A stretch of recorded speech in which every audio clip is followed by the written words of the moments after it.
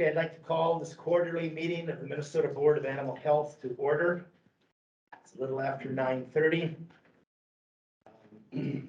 Notice of this meeting has been made through the Registrar's office as well as posted on the Board of Animal Health website.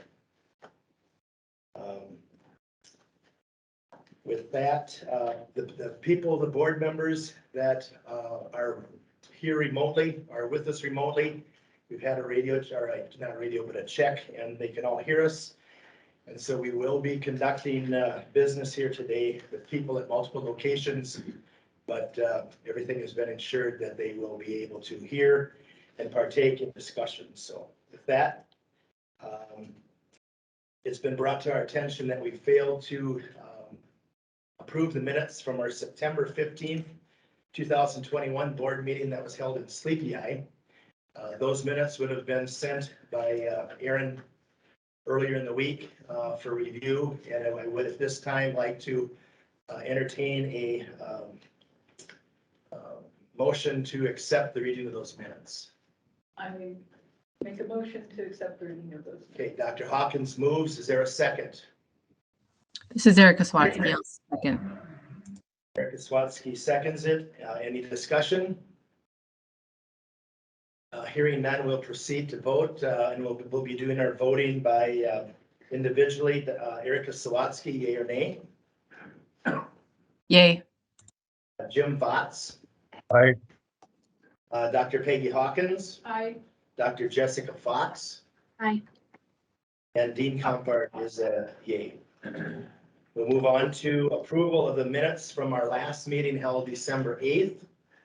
And those also were circulated recently. And I would entertain a motion to accept those minutes. I'll make a motion that we accept the minutes from December 8th. Thank you. Dr. Hawkins moves. Is there a second? I'll second This it. is Erica. Okay, Jim Votz seconds it. Any discussion? Any more discussion on that at all? Hearing none, we'll proceed to vote. Erica Sawatzke. Aye. Jim Votz. Aye. Dr. Peggy Hawkins. Aye. Dr. Jessica Fox. Aye. Dean Compart is an aye. Okay. All right. The minute or the agenda has been sent out ahead of the meeting. We do have a correction on, not a correction, but a change, a modification. And it is for Dr. Stefan Schaefbauer had something come up this morning, and she will not be giving a USDA report. I don't think there's anybody else that has been able to be brought up to speed quickly enough in order to give that. So we will be skipping the USDA report for Stefan Schaefbauer. And so that'll kind of give us a little bit of 15-20 minutes additional time here today.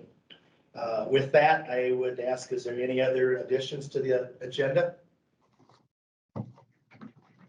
No additions. I just sent a message. There's no video of you guys, just so you know.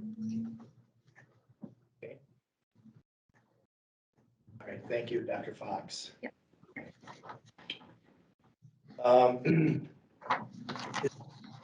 Approve the agenda with this modification of Dr. Stefan Schaefbauer not being presenting. Okay, Dr. Hawkins moves. Is there a second? This is Erica Sawatzke. I'll second that. Erica, any hearing none? Vote. By Chris, what's your name? Yay. Yes. I am losing the sound on my computer. Okay. All right.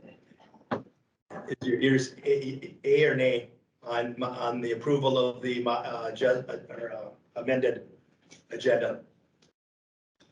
I'm not sure. You're breaking up. Are you talking about the agenda? Yes, that's correct, Jim.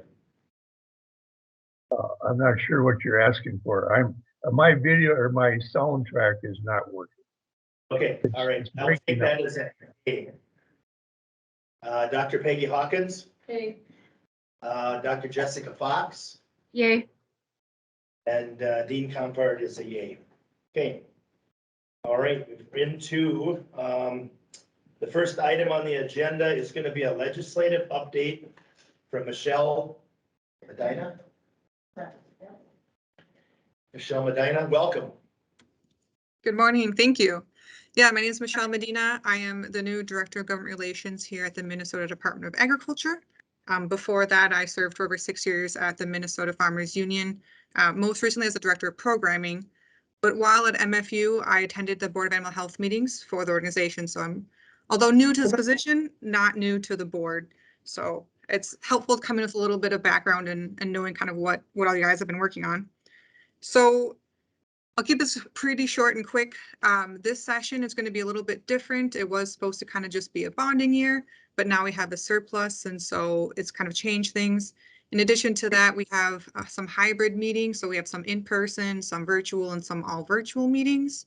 In addition to that, the House has started scheduling committee hearings, but the Senate has not yet, which is not to be too surprised about. They usually kind of start a little bit later. So we have our first hearing in the Ag Committee tomorrow, Wednesday, and we'll be doing an interim update about the Department of Ag as well as the Board of Animal Health. So that'll be our first hearing tomorrow, and we'll have Dr. Thompson with us testifying tomorrow as well. So beyond that, we're just really getting started. It's going to be an interesting session for sure, and I'm very excited to be here and to represent the Board of Animal Health. Thank you. Anybody have any questions for Michelle? I guess you said it was going to be short and sweet. It was. Yeah. All right, moving on to College of Veterinary Medicine update, Dr. Lauer Molgaard. Welcome. Thank you.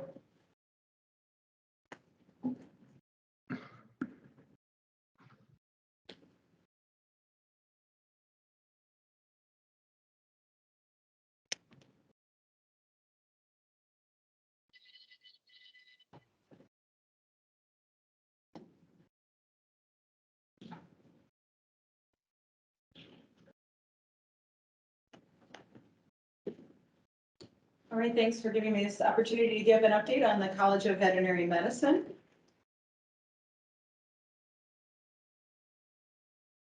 There we go.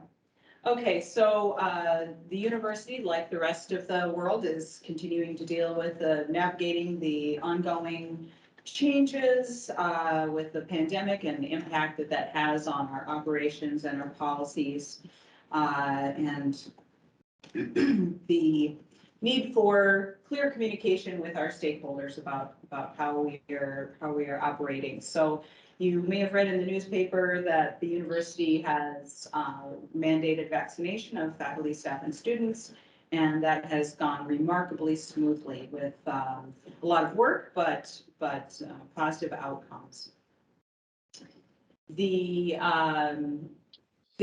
What we are branding as the future of work is continuing, and that is a move towards more hybrid work for some.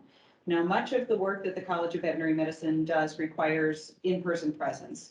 Work in the veterinary diagnostic lab, for example, work in the veterinary medical center, a lot of research, some teaching. And so there are still quite a bit of on-campus activity, but we have been moving some administrative staff to more hybrid or remote work, in part for recruitment and retention, and in part to free up valuable office space, because space is a commodity here. So, and we continue to survey our employees about how well that's working and how we can fine tune that. But positive news to report so far. Overall, staffing shortages continue to be a huge limitation on our ability to effectively, efficiently meet our mission, meaning that the people, because we are so short-staffed in some parts of the college, the people who are employed are having to really work very hard and to pick up extra shifts, et cetera. And that's despite intensive recruiting efforts and increases in pay, et cetera. But of course, we're all dealing with this across our economy. It's not unique to the College of Veterinary Medicine, although the critical shortage of veterinary technicians, I would say, is unique to our profession. Speaking of workforce needs, we know that there is a shortage of veterinarians, there's growing evidence that there's a shortage of veterinarians nationwide and in Minnesota. Some of the earlier work done by the AVMA didn't really come out with that finding, but some newer work commissioned by the Association of American Veterinary Medical Colleges, or AAVMC, shows that that is indeed a gap. And here in Minnesota alone, Real-Time Talent, a local nonprofit workforce think tank, estimates about a 13% shortage of veterinarians, and that we would need to graduate an additional 24 students year on year over the next 5 years to meet that. So we are addressing that in a number of ways already. One of the ways is through our pipeline program. So I might have talked with you in the past about VetFast, Veterinary Food Animal Scholars Track. That doesn't increase the number overall of veterinarians, but it increases the number of veterinarians to serve production animal, mixed animal, rural practice. That's been a very successful program over quite a number of years. And then more recently, our partnership with South Dakota State University, a 2+2 program, which increases our enrollment by 20 students a year. Those students still joining us in fall of 23. We are out of physical classroom space to increase beyond that 2+2 program, unless we're allowed to do something creative. And there are some accreditation limitations that currently limit us there, but I don't know how long those will hold. Right now, our accreditors say, and this is again for all accredited schools, not just Minnesota, that we have to have a classroom that holds the entire class. And with newer, more modern curricula that tend to be more hybrid, with students working in smaller groups, I'm not sure that that's all that essential to have everybody in the classroom at the same time. So as that evolves, we may be able to increase our class size additionally. But we do still have other limitations, challenges in hiring faculty in certain disciplines, and then I mentioned the critical shortage in the veterinary technician workforce. So related to enrollment is tuition. The university is proposing a 3.49 tuition increase.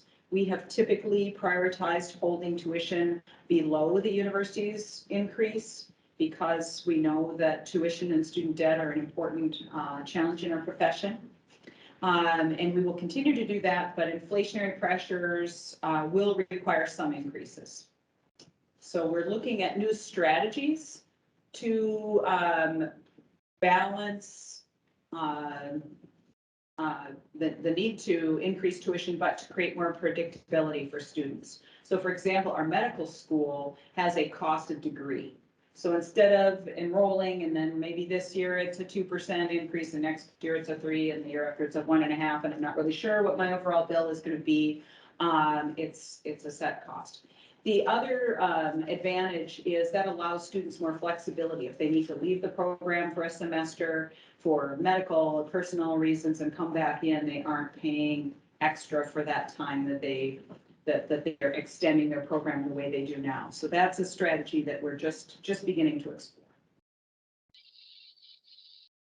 In just a few highlights of research news, and I know we're going to be hearing about some veterinary diagnostic lab research later today, but I highlighted a few other developments around the college, some new research by Alonso Guedes, one of our anesthesiologists, looking at osteoarthritis in dogs and some inhibitors that stop the breakdown of cartilage.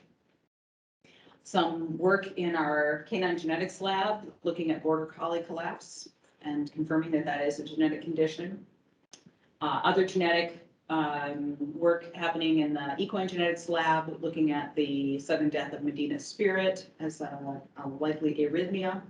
And then perhaps more relevant to the Board of Animal Health, some work that Dr. Tiffany Wolf has done looking at the impact of wolf predation on white-tailed deer limiting the transmission of brainworms from white-tailed deer to moose. So some positive impacts of wolf predation on moose survival, and some risks because of predation of calves. In other legislative news, University of Minnesota related proposals. I'll let Dr. Torrison talk about the VDL equipment request. Research Animal Rural Agriculture Research Fund, RARF, is typically an every other year funding pattern, but we're asking for additional one-time funding this year because we have, in a typical year, many more qualified proposals than we have funding for. So we'll see how that goes. And then CFANS, our College of Food, Agriculture, and Natural Resource Science, has a proposal in for some funding for an initiative they're calling FARM, which is a modernization and consolidation of the animal agriculture research facilities. They're looking for legislative funding as matching funds for some other funding that they've received. And I'm not really sure what that impact might have for College of Vet Med, but I'll keep you posted. Chronic wasting disease wise, we are looking at the feasibility of HF 2819 for testing of live cervids. The LCCMR has not proposed funding yet, but we have a proposal in for MINPRO, our prion research outreach of about 4 million that was highly ranked. So fingers crossed there. And then that same team is talking to some federal committees on the MINPRO research front. The college has at least one faculty member engaged heavily within the companion animal bill committee of the MBMA, and then others of us who are staying tuned as well, and we oppose that bill. And then we are also engaged with the MBMA's efforts for veterinary technician licensing. And just a quick reminder that Veterinary Day of Capital is March 9th, and we have to register by March 1st to participate in that. Any questions? The veterinary technician Yes. shortage, that has typically been people that have been through, say, a 2-year program. Is that Right. correct? So as far as the university, are they looking at making it a 4-year? Yes. They are, so it's 6 Yes. years. Okay. Yes, we are in conversations with CFANS, College of Food, Agricultural, and Natural Resource Sciences, to explore the possibility, the feasibility of starting a 4-year veterinary technologist program. Why 4 years? Because that's what the University of Minnesota has. We don't have the option of offering a 2-year program. 4-year programs have gotten some traction in certain parts of the country, and they definitely have some advantages in the sort of career mobility of those graduates and ability to advance in a career. Also some challenges with the extra cost and time to get the degree. So we're really at the point of fleshing out a draft curriculum to then be able to do a feasibility study to I guess, really look at the budgetary implications. Can we afford to do that? I think we would love to be able to do it, but it needs to at least break even. So who is supplying those people and has been supplying them up until now? Has Rasmussen moved into that type of thing or not? I don't believe Rasmussen has one. The programs around the Twin Cities were Argosy, Globe, which was also called Minnesota School of Health Sciences. Those have gone under with some changes in federal oversight of financial aid. So we still have Ridgewater and Rochester. I believe Duluth may have one. There's another one out there too. Amber Grove. Yeah. Okay, yeah. So there are still some programs, not enough to meet the demand. And then there's also a real challenge in that part of the profession with a very leaky pipeline. So we can graduate a lot of techs, even when those schools were in business, but they don't stay in the profession. So it's a complicated, multifaceted situation. The MVMA's pursuit of veterinary technician licensure and MAPT is part of that puzzle. Nobody believes that's the magic bullet and that would solve everything. It's about wages. It's about veterinarians using veterinary technicians at quote the top of their license, so that they're actually able to do what they're trained to do. So it's a complicated equation, but it directly affects us at the College of Veterinary Medicine. We employ a lot of veterinary technicians in our veterinary medical center and in other parts of the college. They are important not only for delivery of clinical care, but for teaching of our veterinary students, for clinical research. So this matters a lot to this college. Any other questions? Question on, and we talked about it last meeting a little bit, and I don't know, I asked a question, but I don't know if it was quite understood. You know, we have a lot of people that are going into vet med end up in small animal, and of course, have a huge need in the large animal Sure. sector, and in particularly parts of the country. You know, Yeah, Montana, places, North Dakota, probably. And so my question is do we not probably have to, you know, we recognize that probably living in those particular areas isn't gonna be something that people who haven't grown up, they're probably not likely to want to go out there. That's probably the root of the problem, you know, root of the cause. Are we not gonna have to maybe look at or address geographical areas when we look at students who are being accepted into that?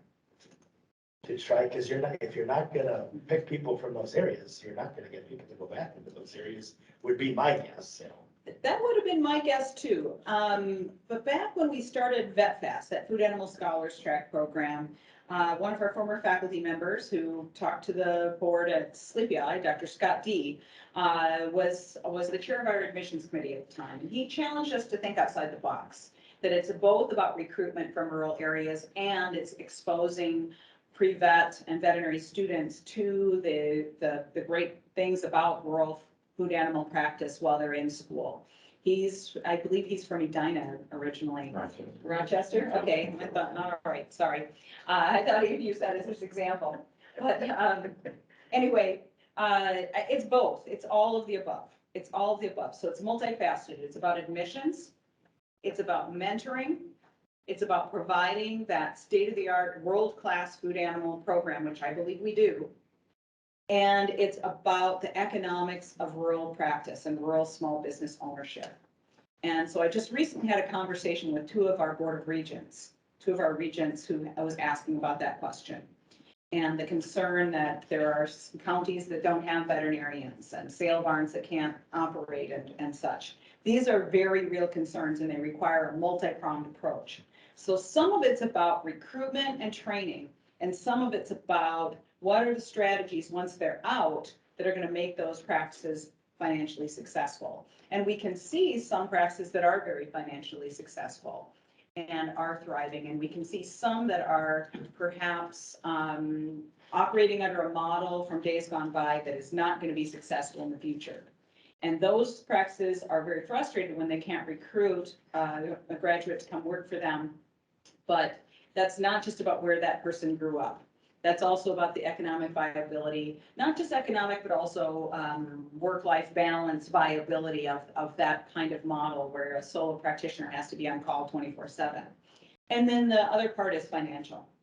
And the way we've addressed that in the part that's within our control is through scholarships. We've had really good success for fundraising for scholarships for our VetFast students. They receive some of the best scholarship packages of any of our students.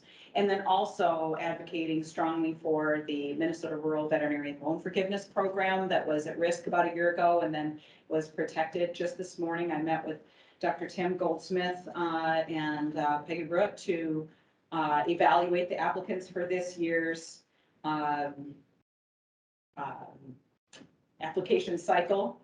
And, you know, that makes a difference too, reading those applications and reading those letters of reference of those young veterinarians who are out there and who want to go back home, or maybe that wasn't home for them, but that's the lifestyle they want. But they need to be able to make that economically viable. When they're graduating with the debt that veterinarians graduate with and going to a location where they're not going to have income that services that debt is challenging. And with the absolute explosion in demand for small animal care that we've seen throughout this pandemic, that's a challenge, you know, supply and demand. That's going to attract more of those veterinarians to those higher paying jobs.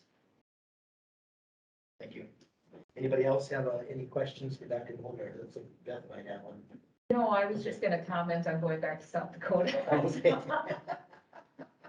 I think, you know, out of our class, some of the folks that came from the Dakotas did eventually go back, maybe not immediately, but yeah. There was a pull to get it back. No newcomers went over there, I feel like. And I should mention that Dr. Fox is now teaching in our SDSU program. Good, great. Okay. Dave Preisler. Just a quick question on doing the 4-year degree for the vet. Yeah. Would that also change, or how does that interweave in with the discussion on licensing? As far as what they could Yeah. actually do? Yeah. And so could their role then be expanded to help fill some of this void in a way? Or I'm sure that's being talked about, but. It is, and in some states, veterinary technologists are recognized as unique from veterinary technicians. In this case, in the state of Minnesota, because we're 20 years behind in even licensing technicians, the language doesn't distinguish between veterinary technicians and veterinary technologists. But it is an important question. I think you raised an important question. And there are conversations around the country, convened in part by the AAVMC, to look at should there be some other mid-level professional, like the nurse practitioner or physician's assistant. And that's, of course, very controversial, but that is a conversation that is also happening.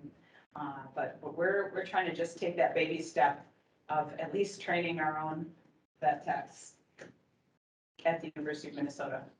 And you may recall that there was a vet tech program at Waseca, where the Waseca campus closed. And so the University of Minnesota did have that program back in the day.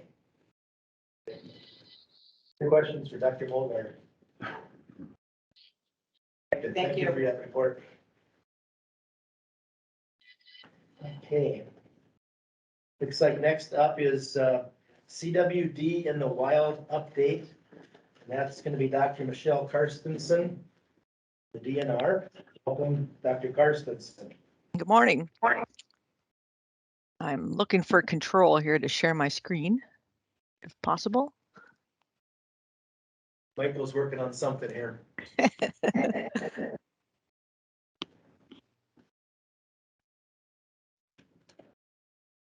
You should have it, Michelle. Okay, we'll give it a try here.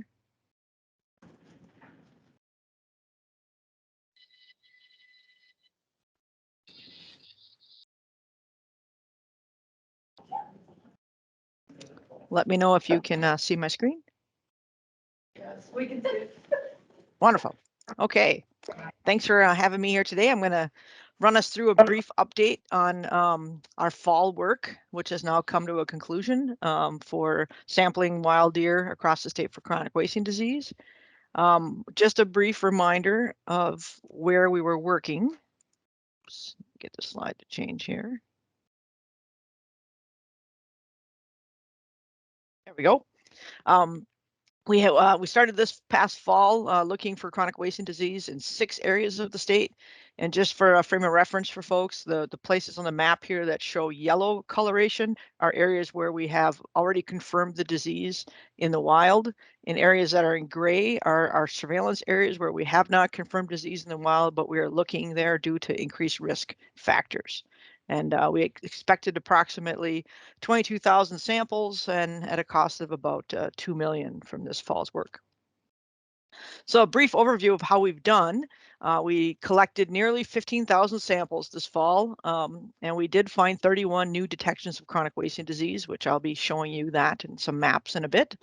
We've spent around 1.4 million so far, but that does not include a lot of outstanding invoices that are still trickling in. So that'll catch up here in a bit, probably closer to that $2 million mark that we were expecting from this year's appropriation. We had 224 staff, DNR staff working in the field during the fall to collect samples and spending 21,000 hours doing that. And 184 students were recruited from 13 different colleges and universities across the state to assist us with these efforts in the field. So a brief walkthrough of the 6 areas that I talked about. So first, good news. Our surveillance zone in Beltrami County, which we started this year due to a new detection in a captive cervid facility. We sampled over 1,800 deer and did not find disease in any of the deer that were tested, including nearly 500 deer taken within 15 miles of the farm. So that's a positive outcome for this year. No detections mean we're not doing any additional work this winter, and likely the zone will shrink down a bit for next fall per our response plan to an area that more approximates a 15-mile radius using road boundaries and so forth.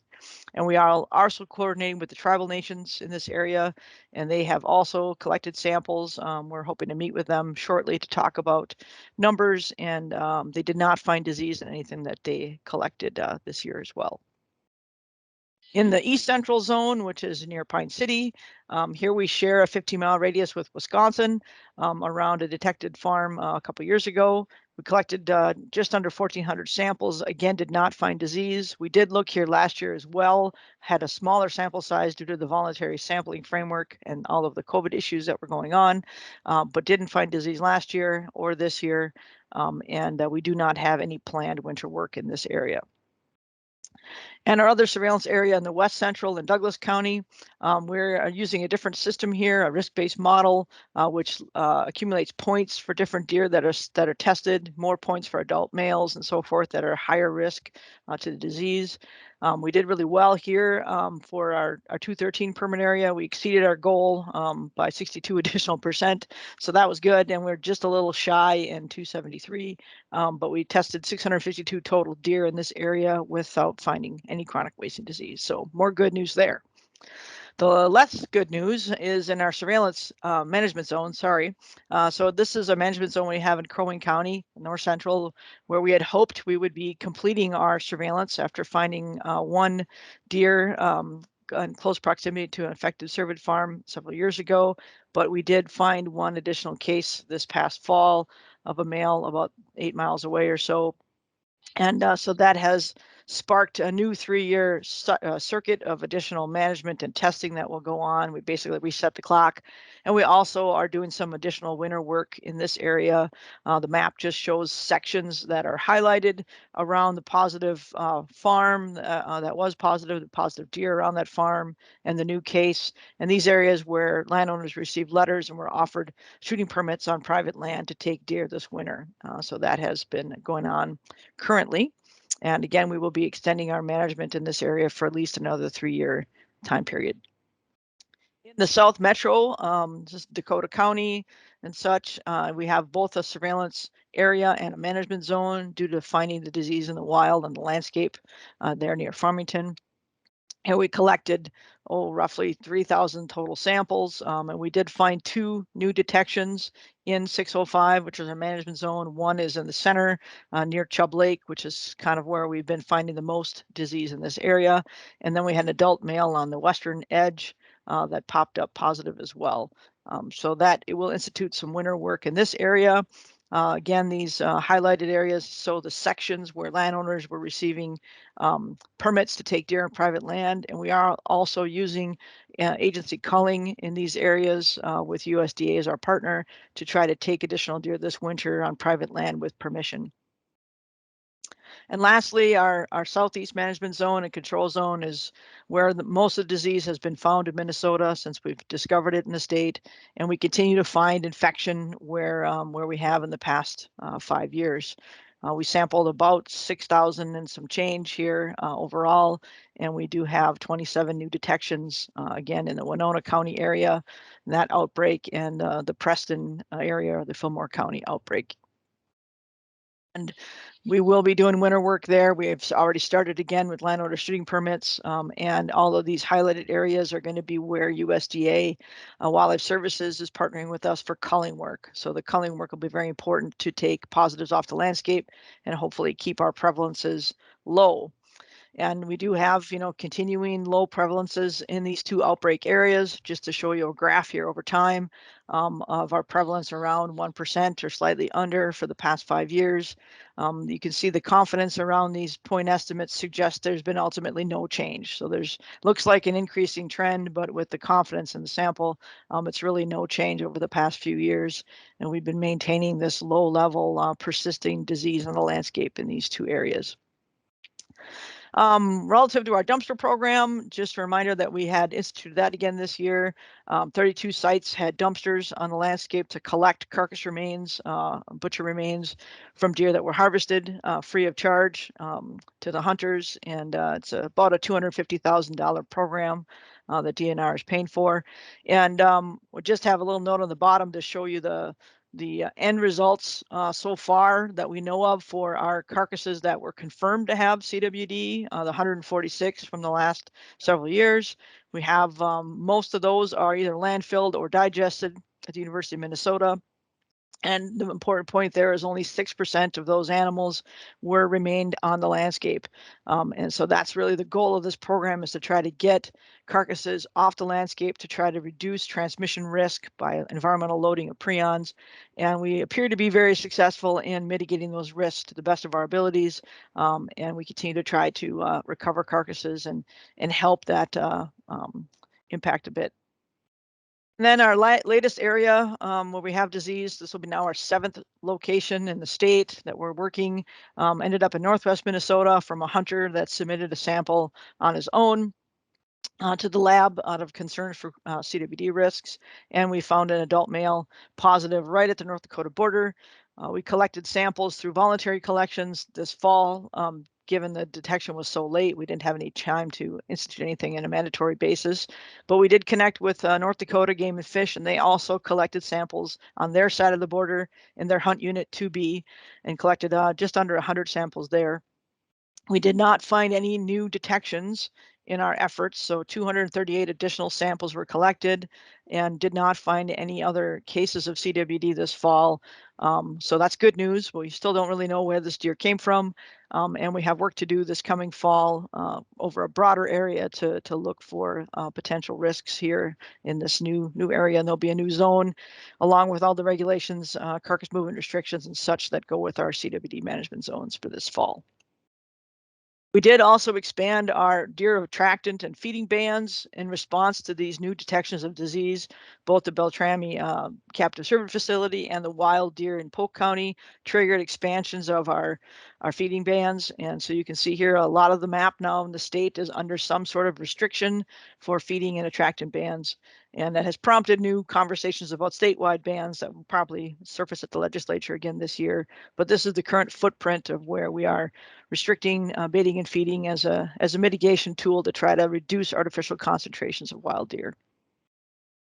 The landowner shooting permits I mentioned already, went out to 1,715 folks that were in these primary sections around positives this year. And this letter was also an education opportunity to let them know what's happening with CWD in their area, introduce the idea of the shooting permits, and also the agency culling. So that helps us encourage participation in that project. So if folks realize that taking deer on their own land over winter isn't as fun as hunting season, because it's not, it's cold, kind of miserable conditions in some cases, and people have to work, that also helps encourage allowing USDA on the property to assist with that effort and take additional deer. And so that effort's starting now. Today was the first day that bait is going to be placed on the ground in our priority areas, and removal work will begin in 2 weeks. And that will run through the end of March. And hopefully we can remove a significant portion of deer in these high-risk areas and take positives off the landscape. This is something we've been doing for several years in a row now in southeast Minnesota, and has been very successful in taking those positive deer. And we also then donate all of the not detected carcasses back to the public through Share the Harvest program. We have a meat processor on contract in Spring Valley. So all the deer from the culling operation go there and are held until the test results are back, and then processed into nice packaged meat cuts for the public that can come and pick up at no charge. So all of that venison does get utilized and go to folks that want it. And so just to wrap up, right now we're in the middle of crunching the numbers and writing our reports and trying to determine efficiencies with the hybrid model that we used this year. Hybrid because we had both self-service stations and staffed stations available for hunters. And we're always trying to understand how to improve efficiencies and costs in doing the surveillance that we do. And then that information will be summarized and put into recommendations for this coming fall. As I mentioned, we have 7 areas now. Our footprint has continued to expand for where in the state we need to do this work. And we need to determine always the most efficient ways to do it. I'll be establishing our sampling goals and frameworks and then presenting that up through our commissioner's office for direction on how they'd like to proceed through the next fall. And that also then starts the rule development, hunting regulations book, staffing plans, and the full suite of planning that goes into an effort at this scale. With that, I'll take any questions if folks have them. Anybody have any questions for Dr. Carstensen, Dr. Thompson? Say, Dr. Carstensen, thank you for all you do. Quick question on privately submitted samples. Do you all track those? And if so, and if not, is there a way to maybe get people to start submitting more of those samples, or am I just, wishing for it's something that's not going to happen? Does that make sense? So we submit our samples currently to 2 labs, Colorado State University and Wisconsin Veterinary Diagnostic Lab. And the Wisconsin lab has been sending us the reports from cases that were submitted through hunters in Minnesota, kind of as an automatic courtesy, which is nice. But CSU doesn't necessarily do that. The submitter is their client and not necessarily the state. But if they had a positive, they would obviously let us know. So there's an undetermined amount of deer that might be going directly to Colorado that we're not sure what those numbers are. So it's a little hit or miss on the lab itself for letting us know. We can only do, our surveillance at least at the level of disease detection for managing the disease on a landscape in certain areas of the state. An increased interest in trying to offer up options for hunters to submit samples outside of our areas of focus. And we're working on strategies to try to make that simpler for hunters and accommodate that. But there's also the cost part of that too. We have 200 or so thousand deer harvested across the state every fall. We clearly can't afford to test all of those for hunters.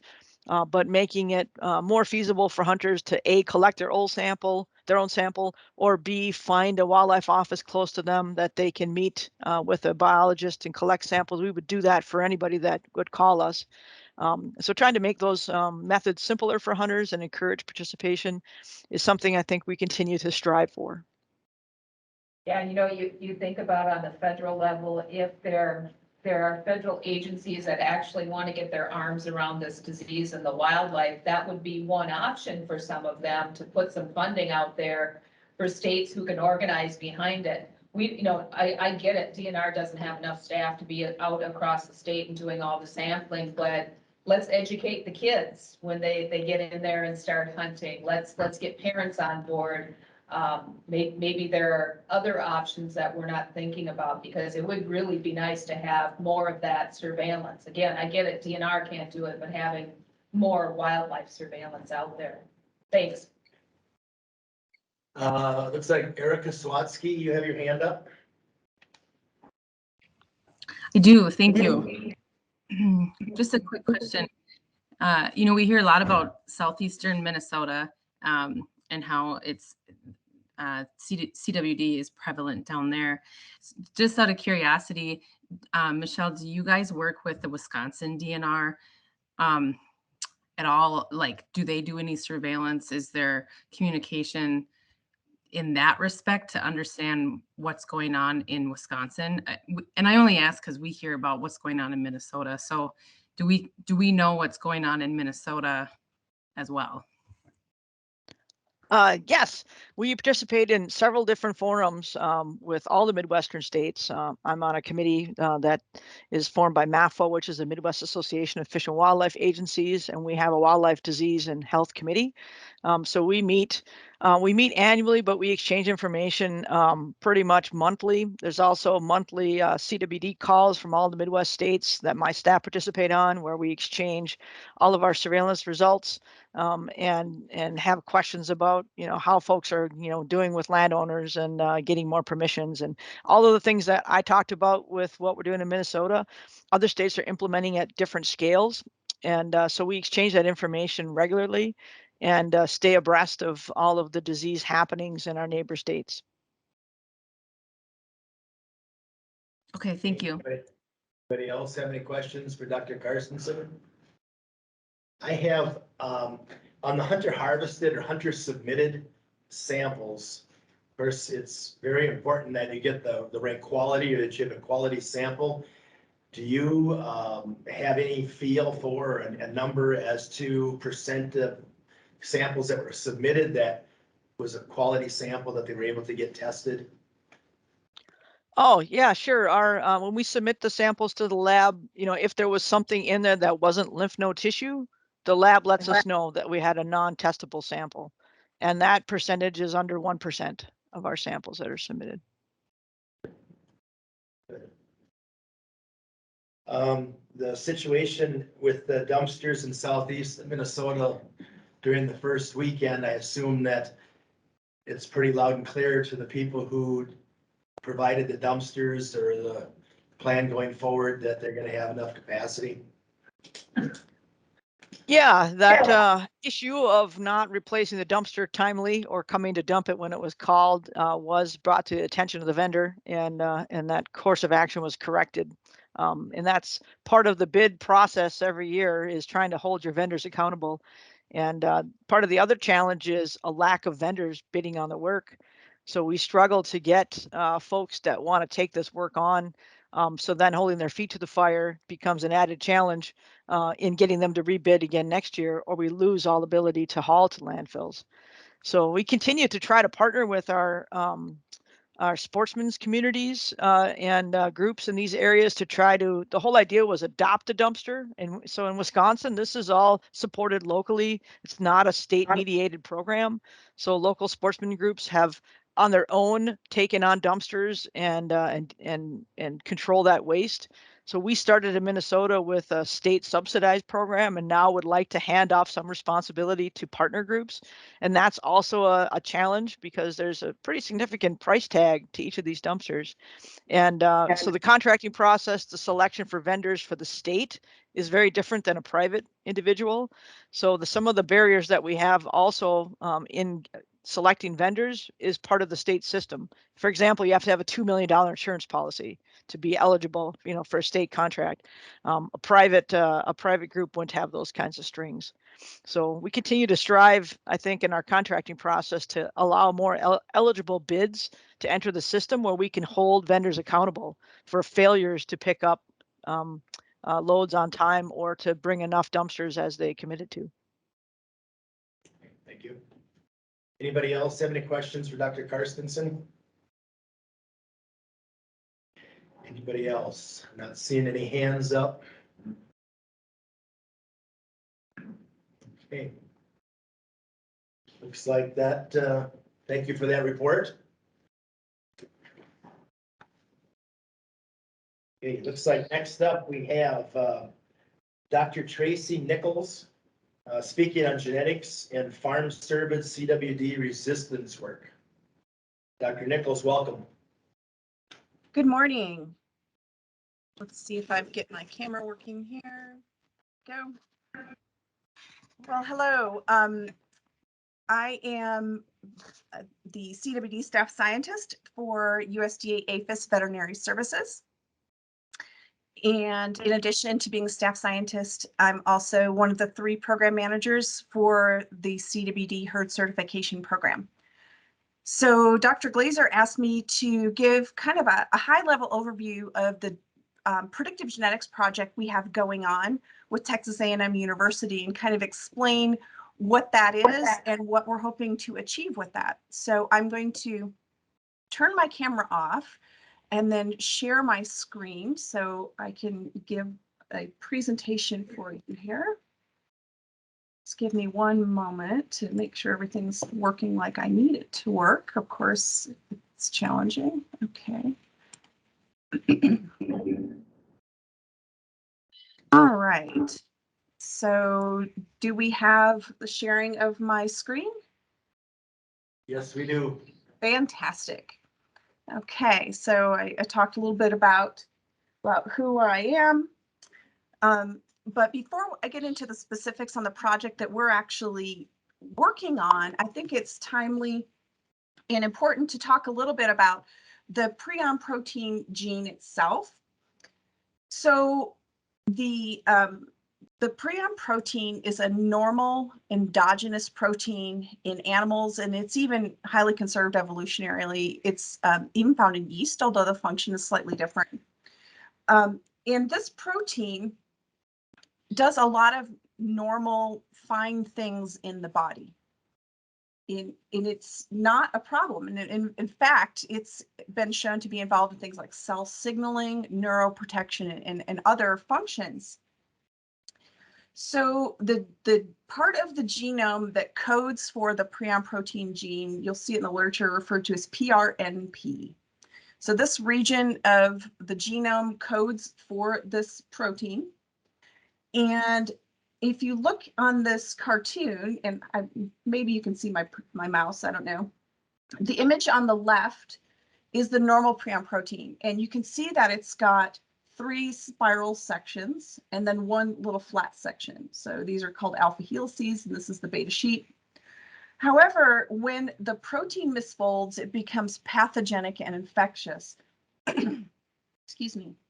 And the shape changes. So the amino acid sequence remains the same. So that doesn't change, but the shape does. So in the cartoon on the right, you'll see in the misfolded form, there are now 2 of these alpha helices in 4 of the beta sheets. And this is where things go wrong, is when it turns into that shape. So there are regions in the prion gene, and they're called codons, and you could think of them as kind of addresses on the gene. And there are areas that we know have some influence on the CWD incubation period. And you'll hear a lot about codon 96. That one's very, very highly talked about in the literature. And we know that 96 and even maybe 95 strongly influence the CWD incubation period. And there are 3 different sequences of codon 96 that we see occur in white-tailed deer. However, these polymorphisms or changes do not confer protection from CWD. I think there's a misconception there, because we've had people talk about how it makes animals quote unquote resistant. It does not. We have seen CWD positive deer with all 3 polymorphisms at codon 96. So you can see animals that are glycine-glycine. Those are the most common in the wild. And in farm deer, if they're not breeding to get away from those, you can see glycine-serine and serine-serine. So the GG or glycine-glycine animals have the shortest incubation period, and then the serine-serine animals have the longest. And what we've seen and what kind of precipitated this whole genome approach is that in high prevalence herds, when we were depopulating them and then looking at their genetics at codon 96, we found animals that were positive in all 3 types. But we also saw GG animals, those are the animals with the shortest incubation period, in very high prevalence herds that didn't have CWD. So what that tells you is that there's something else going on with regard to susceptibility to CWD. It's not just this one region. So in sheep, they actually got pretty lucky in the fact that the prion gene in sheep conferred a lot of a lot of, I'm sorry, let me rephrase it. It conferred a lot to the susceptibility of the sheep to CWD, to scrapie. I'm so sorry. I'm having a frog in my throat this morning. It's just distracting. And so in sheep, scrapie, while not entirely monogenic, meaning under the control of one gene, it's monogenic enough that they can breed for specific genetics just in that one gene, and they've been able to control scrapie. But that's not the case with CWD. So that led us to looking at the whole genome approach, because biological processes are really complex and the disease process is complex. And so if one gene that worked with scrapie isn't going to work with chronic wasting disease, what else is going on? You could have regions of the genome that might confer an increased ability to actually deal with misfolded proteins and maybe are able to get rid of them where other animals can't. You could have, we don't really know exactly what goes into the biochemistry of changing the shape of the prion protein. Perhaps some animals lack the machinery necessary to convert to the misfolded type. So then they would avoid the disease. So there's a lot that could be happening biochemically to affect the disease process. So we really wanted to get at that. And we wanted to find out, can highly susceptible deer be identified? And I am not a geneticist. So the first thing I did was enlist the help of someone who is. And that is Dr. Christopher Seabury at Texas A&M University. And he has a lot of experience doing predictive genetics in cattle. So this has been really effective at influencing specific production needs by the use of genetics. So he was the perfect guy for the job. He'd also done quite a bit of work on genetics with white-tailed deer. He had a lot more information about them than other folks. So he was the right candidate.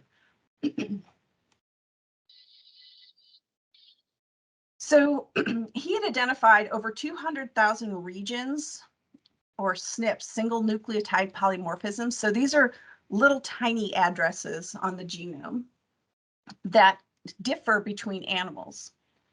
And he identified over 200,000 of those in the farmed cervid white-tailed deer genome that were of potential interest in affecting susceptibility of the animal to CWD. So we, in partnership with Texas Parks and Wildlife, sent him 807 characterized farmed white-tailed deer samples. So there were 284 positives and 523 that were non-detect, and they were from depopulated herds across the United States, except for, of course, Texas, which sent their own. And he took a look at these samples and looked at which ones were CWD positive and which ones weren't, utilized machine learning and algorithms to compare the data that was generated between the CWD positive and non-detects to look for trends in the genes, to train the computer to ID patterns. So with the gene expression, the differences between the positives and the negatives on these SNPs. And out of those, what he found is there were a little over 123,000 of that initial greater than 200 that were actually seemed to be useful in some way. So then he generated something called a gene array. So these little SNPs are put on an array and then the DNA is placed on those and you start to generate values depending on which values are at these SNPs. And so he ran those 807 samples on the gene array and developed a numerical score called the breeding value. And turns out that CWD is highly polygenic. So that means way more than one gene is involved, and it's a group effort. So the susceptibility of CWD has a lot of genes that come into play. and dozens were found to have a role in CDB susceptibility. So to illustrate that point and to kind of make it a little more clear, I've developed sort of a example model. And this, of course, is not to scale at all. It's just sort of to illustrate the concept. So if you think about this circle as being the susceptibility to CWD, each one of these is a gene. And there's going to be a lot more of these in the real world and at different widths. But this just gives you the idea. In order to account for all the susceptibility, there are all of these little parts that start to make the whole. And one gene had more influence than the others, and that was the prion codon 96 gene that I mentioned previously. However, it has less than 5% contribution to this whole, which would be, if you can think of it percentage-wise, that would be, this is 100%. This one is less than 5%. So it's important, but it can't do the job by itself. He also found that the susceptibility to CWD is highly heritable. And that's important too when you're thinking about controlling CWD. Can this susceptibility level be, for better or for worse, conveyed to offspring? And the answer is yes. So if you have a poorly scoring animal, breeding with a poorly scoring animal, you're going to have poorly scoring offspring. So this initial work was published in April of 2020 in a genetics journal called G3. But we wanted to take it a step further. So I wanted to do a blinded validation of this prediction. So the initial 807, Dr. Seabury just definitely didn't have time to sit and look at each of those. Excuse me. In a way, it was somewhat blinded, but I wanted to take that a step further. So I sent him an additional 700 blinded white-tailed deer, farmed white-tailed deer samples. They were characterized as well. And we wanted to see how well his values could predict which animals had CWD. And so I think it's important here to clarify, this is not an attempt at some sort of diagnostics. This is just a proof of concept as to say, all right, if you predict this animal is susceptible, how often are you correct? Or if you predict this animal is maybe not very susceptible, how often was that incorrect? And so what we found is that he could predict which deer were CWD positive with greater than an 82% accuracy. And in reality, this is probably much higher, because even though an animal may have a poor score, that doesn't mean it's had a chance to actually get CWD when we remove it at depopulation. So this confirmed that we were on the right track with this approach. So here's a graph of what the data kind of looks like. So over here on the y-axis, you'll see white-tailed deer count. So this is the number of animals. And then on the bottom is a number line. So we have, can someone tell me if you're able to see my pointer? Yeah, we can see your pointer. Great, thank you. Okay, so there is 0 right here. And then the numbers to the right are positive numbers on the number line, and the numbers to the left are negative number lines. And so these are these values, these genomically estimated breeding values. And what he found is that most of the animals that were positive for CWD had numbers greater than this. He calls it the cutoff. So right here where this red arrow is. So if you're looking at your herd, all the animals over here are animals that you do not want in your herd. The chance of these animals getting CWD if they're exposed is extremely high.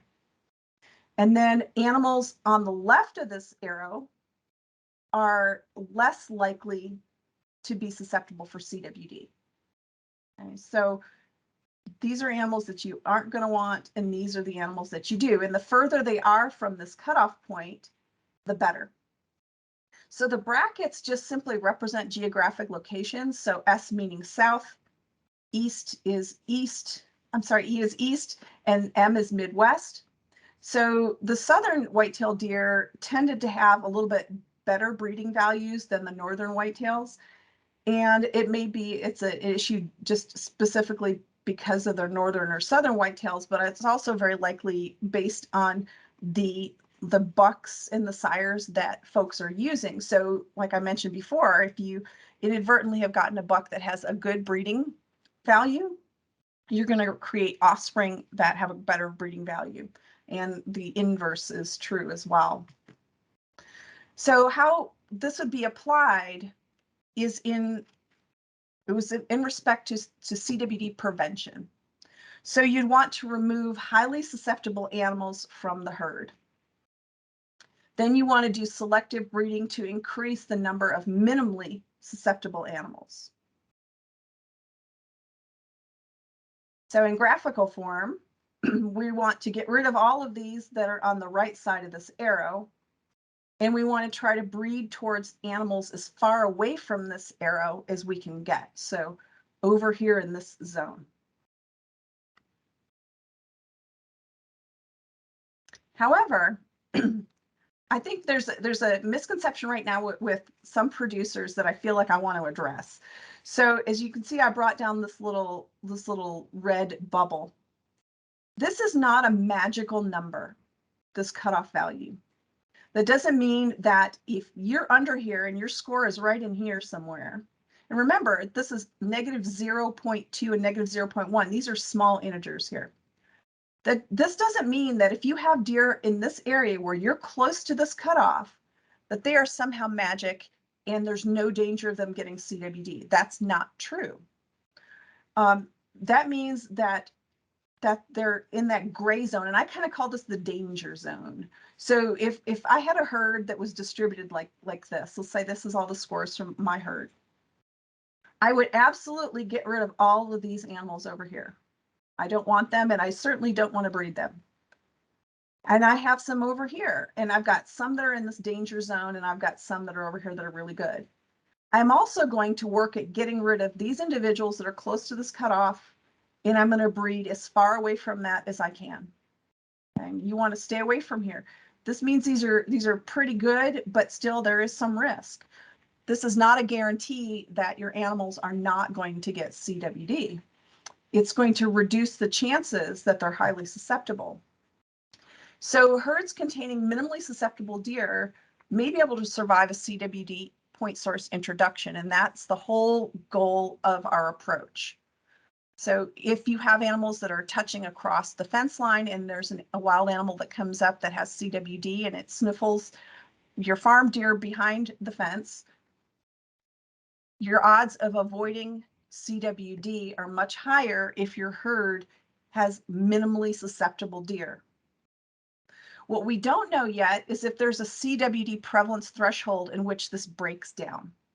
So ideally, we want to have folks breeding these animals and having a good minimally susceptible herd prior to any introduction of CWD.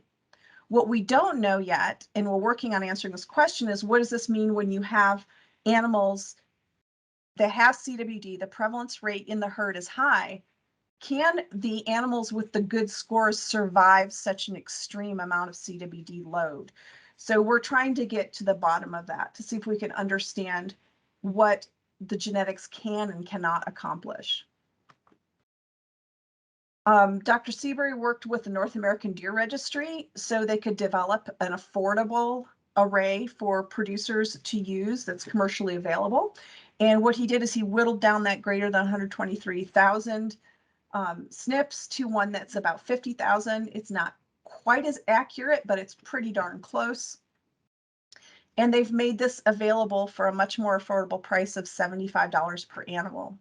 And it utilizes the Allflex DNA ear punches to punch a tiny 4 millimeter across ear sample that's in a very clean single-use punch and vial that's sent to the company that does this, and then they produce your genomically estimated breeding value for each sample. And so far, over 11,000 animals have had the predictive genetics done since this became available in summer of 2021. So with that, I think I'm still within my time frame here. I'll be glad to answer any questions about this. Thank you. Doctor has a question. Really great. I really enjoyed that. I think a good way to go. But what we found in the pig industry in particular, something that my master's degree was on, porcine stress syndrome was something we got rid of in pigs. Along with that, we got rid of resistance to E. coli. What are we looking at in selecting this direction? Great for CWD? Is it going to get rid of the big racks on the butts? Is it going to? What are we looking at that might also be affected here? Do we know? Well, so far, I would say that we're kind of in our infancy in this, right? So with regarding to phenotype, which is what you're referring to with racks and stuff, from what I understand from talking to Dr. Seabury, there doesn't appear to be anything related to phenotype at this point that's been identified. Now, as far as secondary complications that we could inadvertently pick up something like the E. coli, I don't think we know yet. It's interesting.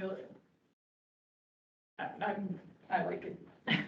I'll just leave it at that. Anybody else have any questions at all? Dr. Nichols, we've heard it called or referred to as resistance. Is there a better term, knowing what we know for it? If it's not really resistance, it's greater, what would you call it? Tolerance. Is there a better term that should be used with this?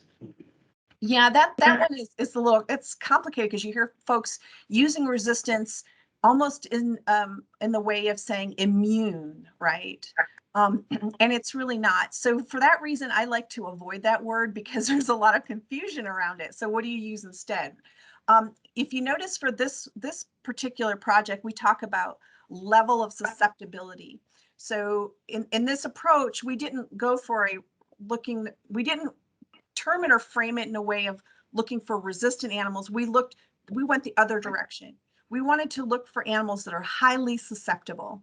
Those are the ones you definitely don't want because there's nothing good that can come of that, right?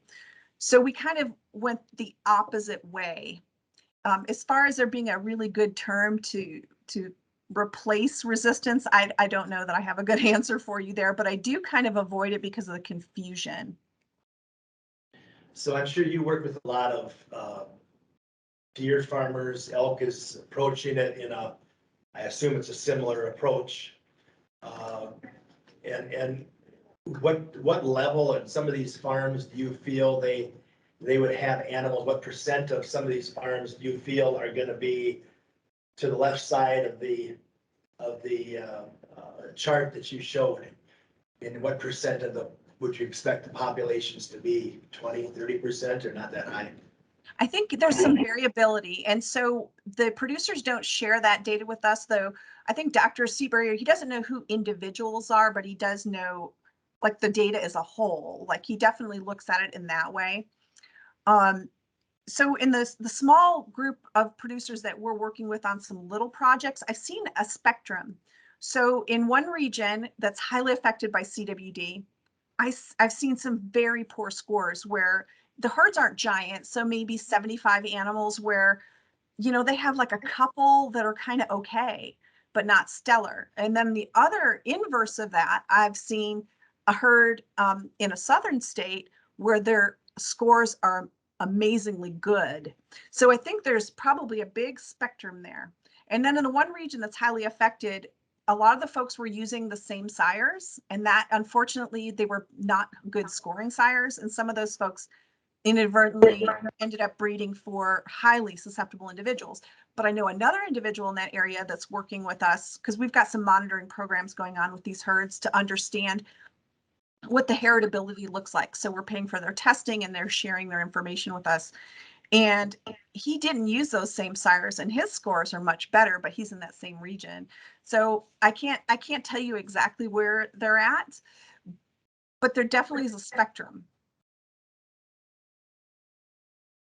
Anybody else have a question, Dr. or Brenda Harkoff? Yes, I was wondering if there's research similar to this being done in elk or other cervid species? Yeah, absolutely. So we started with white-tailed deer because that's where the largest number of animals that we have farmed in the United States. However, in 2021, we offered some cooperative agreement opportunities with veterinary services. And one of the priorities that we included was to fund this same type of approach with elk. And so Dr. Seabury partnered with Texas Animal Health Commission to submit that, and they were funded. So he is currently working on developing the array for elk. And then we'll move on to running the predictions to see if he can find something similar that works with elk.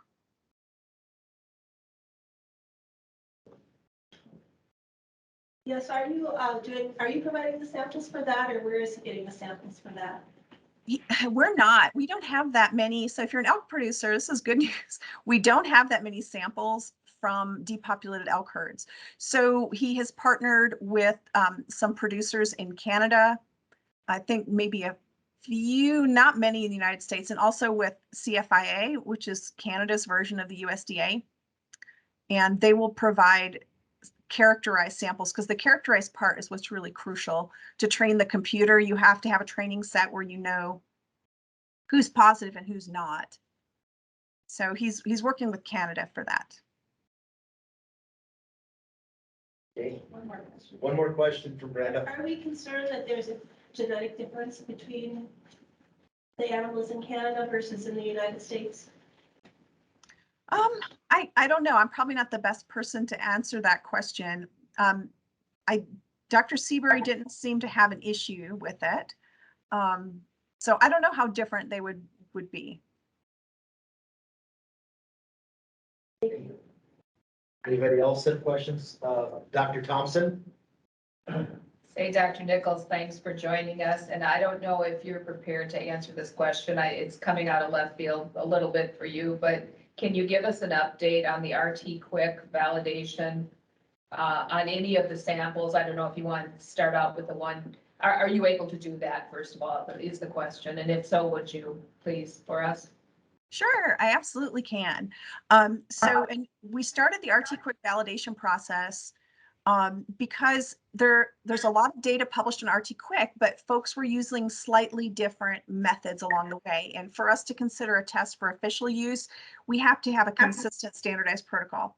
So we partnered with USDA Agricultural Research Service, USGS, NIH, and University of Wisconsin to do a few things, to develop a standardized protocol. And then the first sample type that we wanted to validate was rectal biopsy with RT Quick. So that work has been completed. We have got the sensitivity and specificity for that, and we've got the protocol established. We also have been partnering with University of Minnesota, and they have been kind enough to provide substrate for this project. We ran it in parallel with USGS substrate because UMN now is looking to provide commercial substrate, which is great because we didn't have a source for that. And with no substrate that's quality controlled and consistent, we have no assay. So that was wonderful. Their substrate performed really well. And so that's what we're going to be utilizing going forward in additional tissue types. So that was a great partnership. So currently, the Agricultural Research Service is writing up the paper for the rectal biopsy. And once that's submitted, we are going to be sharing the protocol with a group of 5 known laboratories. They submitted also to that cooperative agreement funding that I mentioned before for CWD to allow them to have the funds to do a cross-laboratory blinded reproducibility study. This is part of the required process for us to consider an assay for official use. So we're moving towards that. As soon as that paper is submitted, we can start that process. And then Agricultural Research Service in Pullman is also starting and actually has a blinded validation of medial retropharyngeal lymph node samples from white-tailed deer. So as I should clarify, both of these sample types are from white-tailed deer currently. So the medial retropharyngeal study has started, and then that one is also going to have a transgenic mouse aspect to it, so we can understand if we have samples that were characterized as non-detect by the National Veterinary Services Laboratory, is it positive on RT-Quick because it's actually positive, or is it positive because there is a small amount of inherent false positives with RT-Quick? So the bioassay, the mouse transgenic bioassay portion will help get at that, but that does take us a little longer.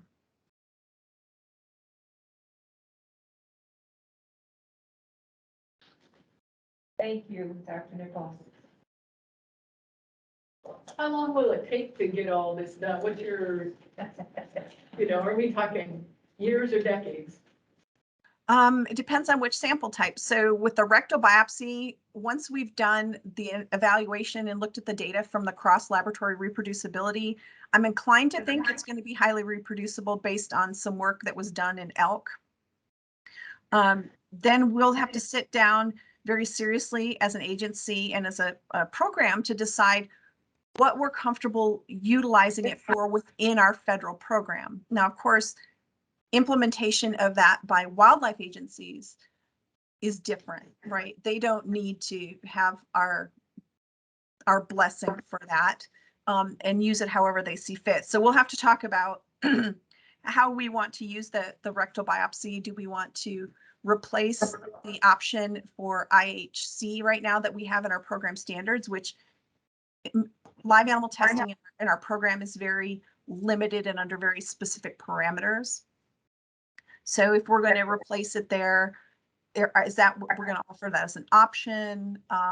And right now, NVSL has not set up RT-Quick yet. So initially it would go to them, but they're not ready to go. So I would say that's the closest one we have to being ready, probably, I'm hoping within a year. And then medial retros are going to take a little longer because we need to understand what a positive RT-Quick result means when IHC is negative.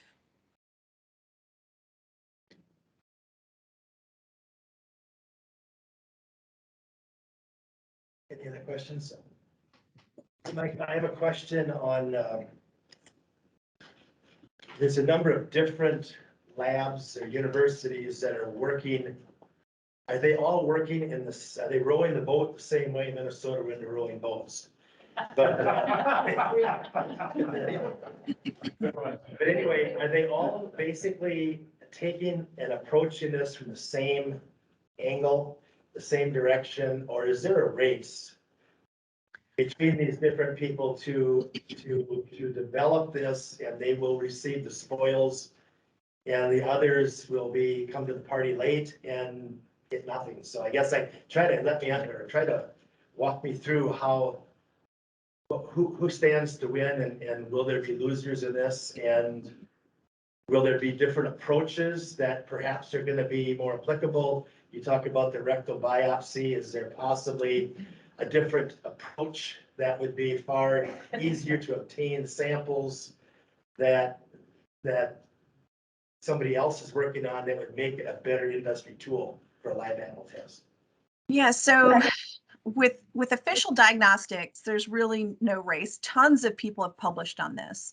And for research purposes, everybody's kind of slightly doing their own thing, which is fine. We don't care, right? It doesn't matter. Where that matters is when we're talking about regulatory diagnostics. There is no applicability. You may not use different approaches for official diagnostic tests. So that's where we've come in with the standardized protocol for RT-Quick. If we go ahead and implement that in some way within our program, everyone must use the exact same protocol, the same substrate. That's all there is to it. That's true for all of the national approved non-laboratories that work with the USDA. They're all using the same standards. They're all using the same protocols, and they have to pass proficiency testing to be listed as an official lab. And you want that. If you send something to Minnesota, you should have the same result as if you send something to Michigan State for a type of diagnostic, regardless of what it is. You want the same answer. So that's where the NOM comes into it. Now, if we're talking about developing novel diagnostics for things like feces, there are a bunch of labs working on that. That's a challenging matrices to work on because there's a lot in there and some of those things can inhibit reactions and so forth. So in that way, it's, I don't know if it's a race so much as who can get it optimized to work best. And once that happens, then it comes to us to decide, okay, so then is that something we want to utilize? It looks like these folks have it optimized in a publication. So it has to be in a peer-reviewed publication. Is this working well? And then do we want to take and try to validate that for our agency and utilize it? I'm hoping the feces, I think, is a really interesting one. It's one of my favorites because it's so easy to get a clean fecal sample and it's cheap. You just need a clean glove. Those are really inexpensive. But it's been a challenge to get good data from that. So everybody's working very hard. I know there's a bunch of labs working on that, and I'm sure one of them is going to somehow overcome this barrier. It's just a matter of who does it. So in that approach, is that something that's a year down the road, or is it more of the biopsy, the rectal biopsy that's the closest one? Yeah, rectals are definitely the closest. There's tons of data on it. We've got our study completed and it's in the, preparation process for publication. Feces, a lot of people are working on it, but how long it'll be before someone really optimizes it to provide good data, I don't know. We'll see. That one's further out for sure. So if you say farther out for sure, so there are some people talking about wanting to put further regulation or put regulation on movement using tests that could be environmental samples or fecal samples, and to do it by October, that's probably not, that's a little ambitious. I would strongly urge against that at this point because there's not enough consistency and data and reproducibility. So if one group's able to do it, that's great. How reproducible is that, right? Is it true? Those are all things that we haven't gotten to just yet with some of the environmental testing. I think that's dangerous territory because it's not developed enough yet. Okay. Thank you.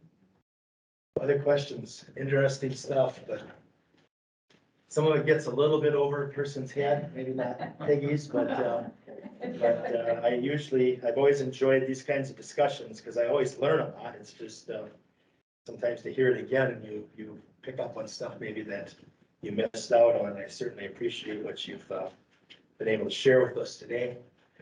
Could I just ask one Dr. more Hawkins has another question. And this, I know your experiments and things are not the feces ones, but since that's kind of what's on our doorstep, our biggest problem with that is that we wouldn't pick up a positive. Is that right? A false negative would likely then get shipped rather than actually knowing if something was positive. And so we're fooling ourselves if we go with something like that until it's been really developed. Anytime you're using an assay for any sort of regulatory decision making, you really want it to be validated. And right now it's not. So, you could miss positives.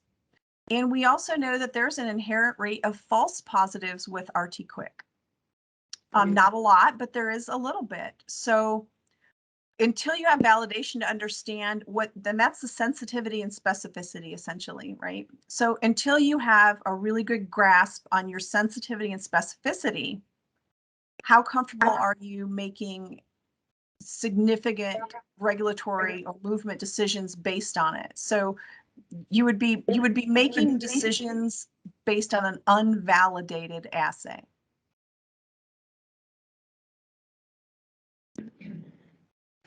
I have a question, maybe a kind of out of a different angle, but I had read that with spongiform encephalomyopathy type diseases that spontaneity is something that they feel is either can or does or could happen. Would that be a correct statement or not?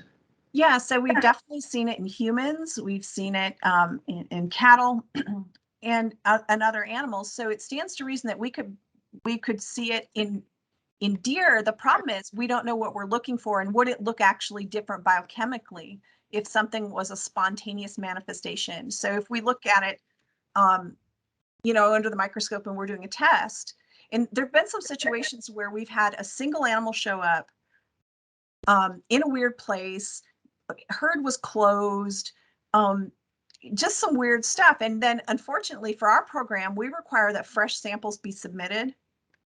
And inevitably these weirdo animals where it does make you scratch your head a little bit, they're not in our program, and they didn't send fresh samples that we could share with researchers that are looking at things like strains, or could do some genomic sequencing to see if there's anything unique about that individual. So it's very possible it could occur. We just haven't grabbed it yet. And then Dr. Seabury also has hypothesized, and I think he's working on another paper that's including that. With some of the genetic data he's found some kind of cellular metabolic disorders in these animals, in some of them that are consistent with what's been reported in other species. So is that perhaps responsible for some spontaneous generation? And then, is the spontaneous infectious? It very well could be. So we don't know, and that one's been really hard to pin down.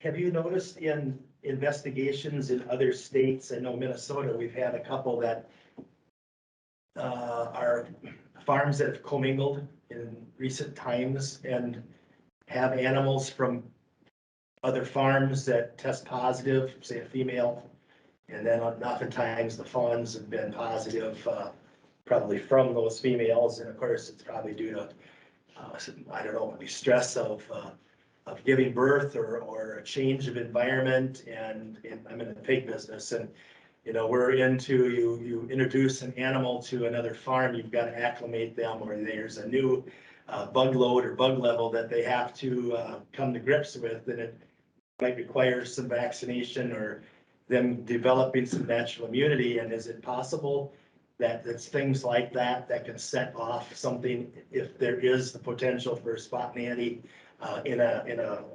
condition or disease? That's an awesome question. Good for you. That's very well thought out, because that has to do with exogenous factors that influence disease. And that's one of my favorite topics, strangely enough. Because, and this is just opinion, right? So you can take that and about $4 and get a cup of coffee, right? So, and Dr. Seabury and I agree on this, that we think there are definitely exogenous factors that may tip the scale.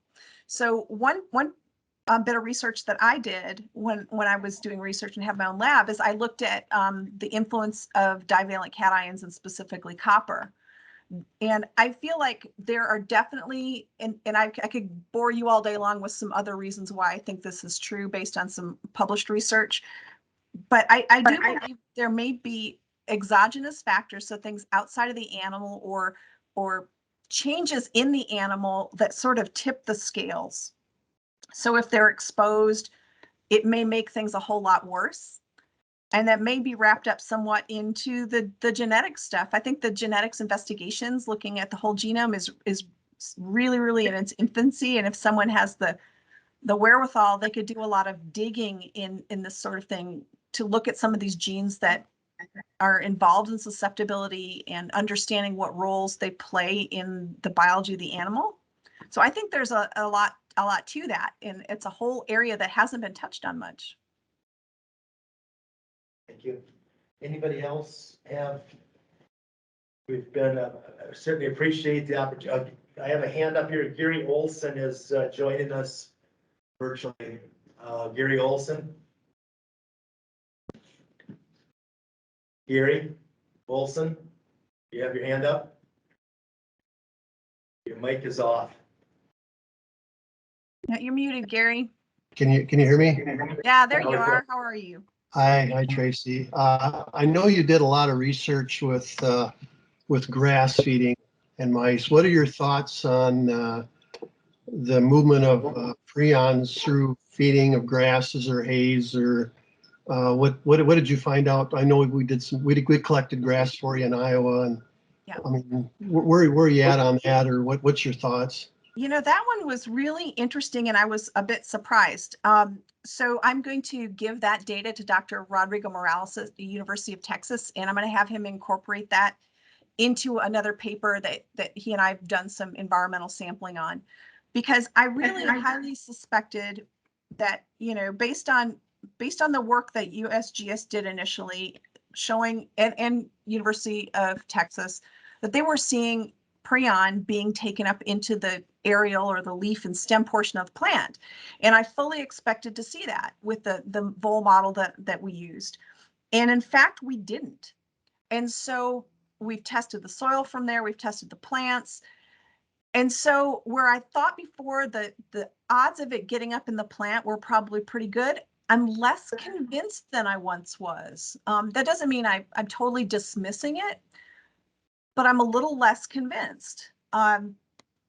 So what they've done in those papers that makes it a little bit different than real life is that they had a pretty high load of prion, and then their soil matrices, or in some cases it was hydroponics, is really, really different than what we see in the normal soil structure in the real world, where you have a combination of colloids, which are clays, you have quartz, you have organic material, and your organic material is going to vary depending on what it's composed of.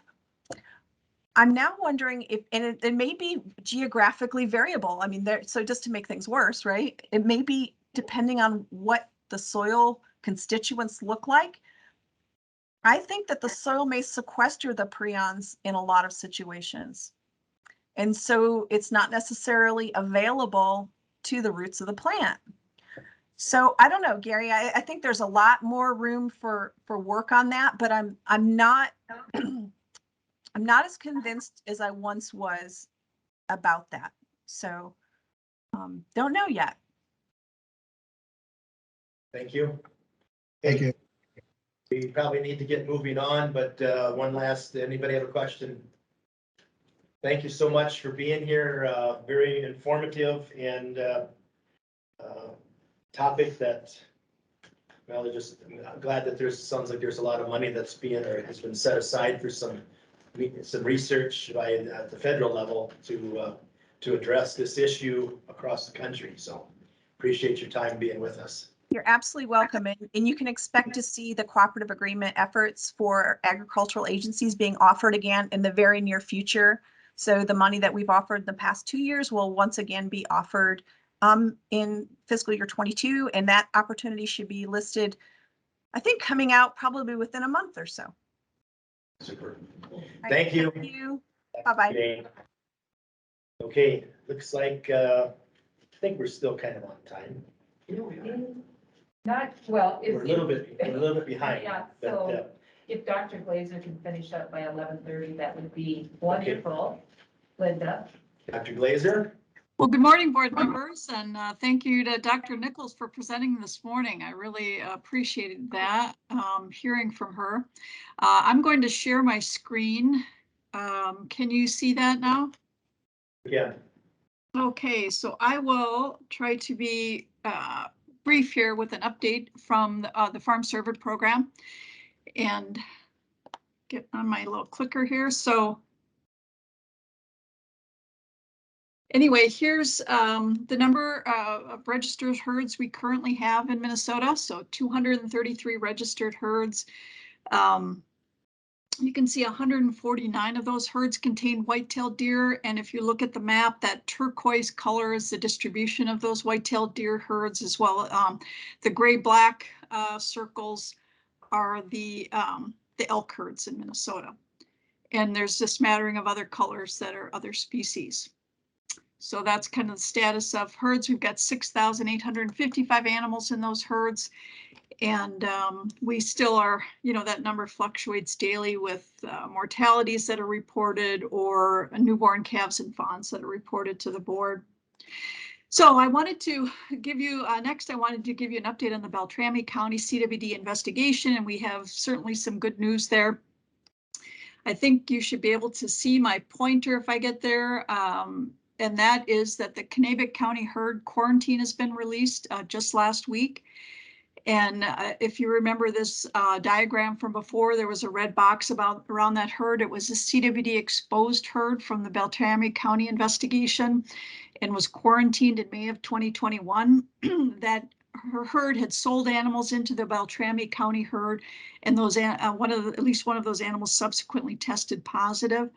And so we were able to work with USDA to get indemnity funding through a cooperative agreement process, which is a little bit a newer process for them. But then we got funding from USDA to offer indemnity to the producer who accepted it, and that herd was able to be was put down last November. So over a 2-day period of time, the herd was put down. All the animals were sampled and tissues were sent to the National Veterinary Services Lab in Ames, Iowa. And we just received the test results from those animals last week. There was a little bit of a delay, as you might be aware from my mentioning previously. Some of the reagents for staining tissues in the lab had been back ordered and weren't able to be provided. So the tests were waiting for that back order of reagents, and then the testing was completed. And so last week we got the news that there was no CWD detected in any of those samples tested in that herd. And so the quarantine could be released on that herd. So we have 3 herds remaining in this investigation in Minnesota that are under quarantine. These 2 herds here have a timeline of meeting the 5-year period from when the animals that were found infected in the Beltrami herd left the Hennepin County herd, right? They left the herd for the Beltrami County herd in 2017. And so this fall in October 2022, they will meet that 5-year timeline for being quarantined with and continuing CWD surveillance in the herd with no CWD detected. And so those quarantines can be released. And the Dakota County herd purchased animals from the Hennepin County herd, so they're under that same timeline. So potentially those herds can be released in October of 2022. And then what we have left is the Winona County herd, which we know was the source of the index animals for both Beltrami and the Houston County herd identified last October. And those or a year ago in October, and that herd owners requested, has had their herd appraised, requested indemnity. And as of yet, there's a continuing resolution at the federal level to set their budget for this new federal fiscal year. And so there's no indemnity for entire herds, being decided on yet at this point. They're waiting for the budget to be resolved. So that's our update on the Kanabec County herd. And then just a quick note on compliance. We have discussed this herd in past board meetings, and that's the Mille Lacs County whitetail deer farmer whose registration was canceled a little less than a year ago now. And that producer had been ordered to depopulate his herd by April of this year. And in the interim, the producer sold animals to 2 herd owners, farm Cervid owners in Minnesota, and we discovered that through movement records. And we requested that it was in contempt of the court order. It had, the court order had mandated they depopulate the herd, but he sold them. So there was a court hearing on January 21st. For the contempt of the court order, and the decision was that the producer will be required to put down the remaining animals, of which there are 4 live animals remaining, on his premises. And our regulatory field staff will then be out there with the Department of Natural Resources Conservation Officer and the local sheriff to collect tissues from those carcasses after the producer puts them down on February 4th, so at the end of this week. So that herd will then no longer be in business, or that producer will no longer be in business. And then just wanted to give you some updates from a concurrent authority. We have some big hallmarks today, so I wanted to share those with you. Our shared farmed whitetail deer database went live today. So the last update of data was transferred to the shared database this morning, Ireland time, because they were working over there to do this.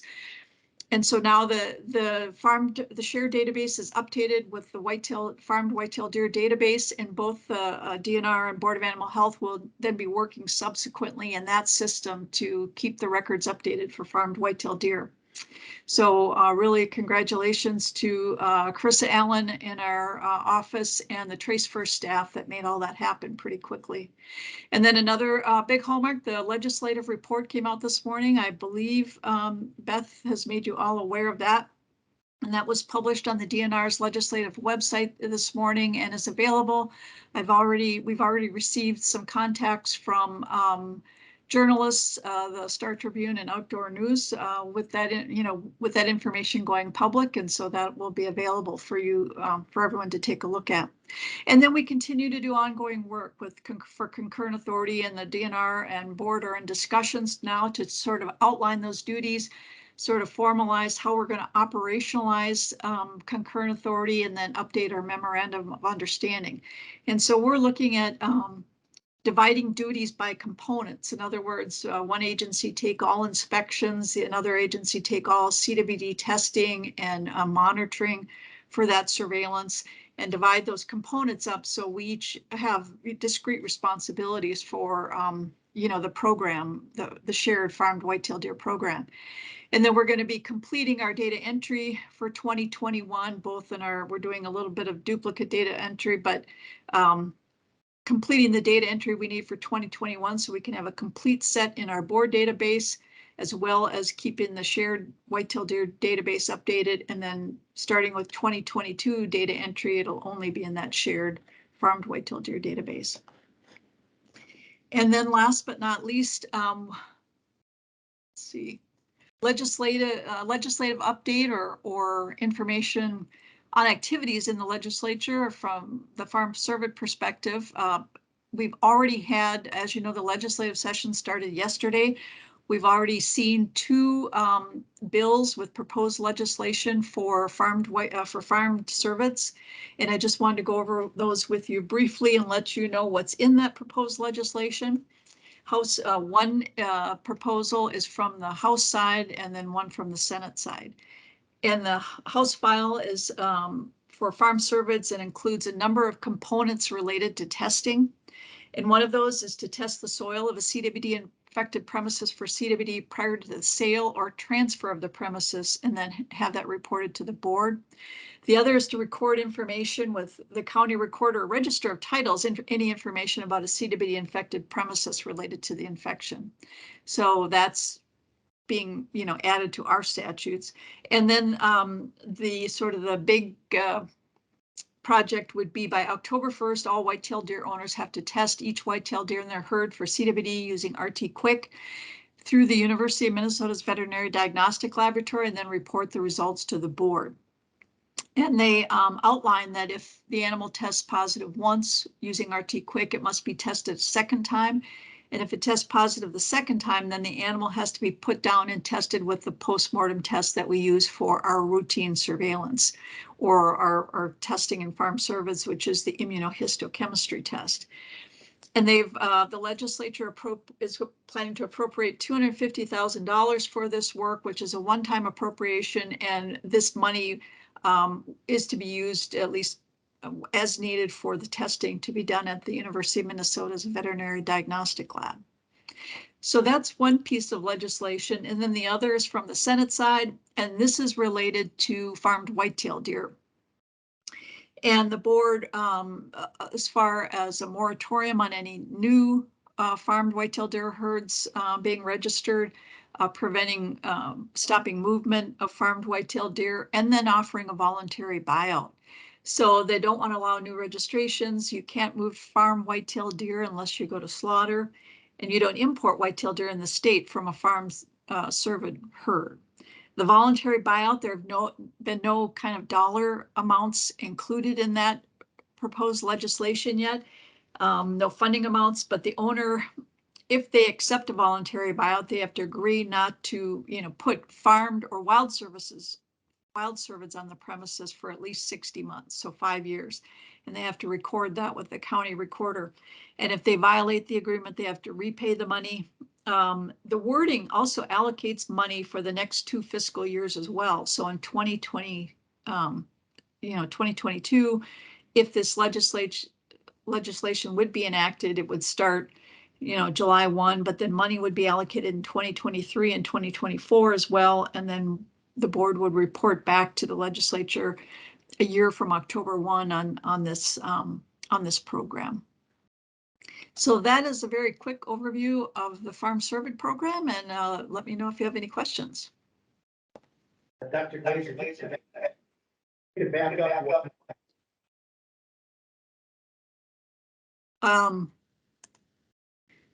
You want to go to the House file legislation? Is that what you're asking?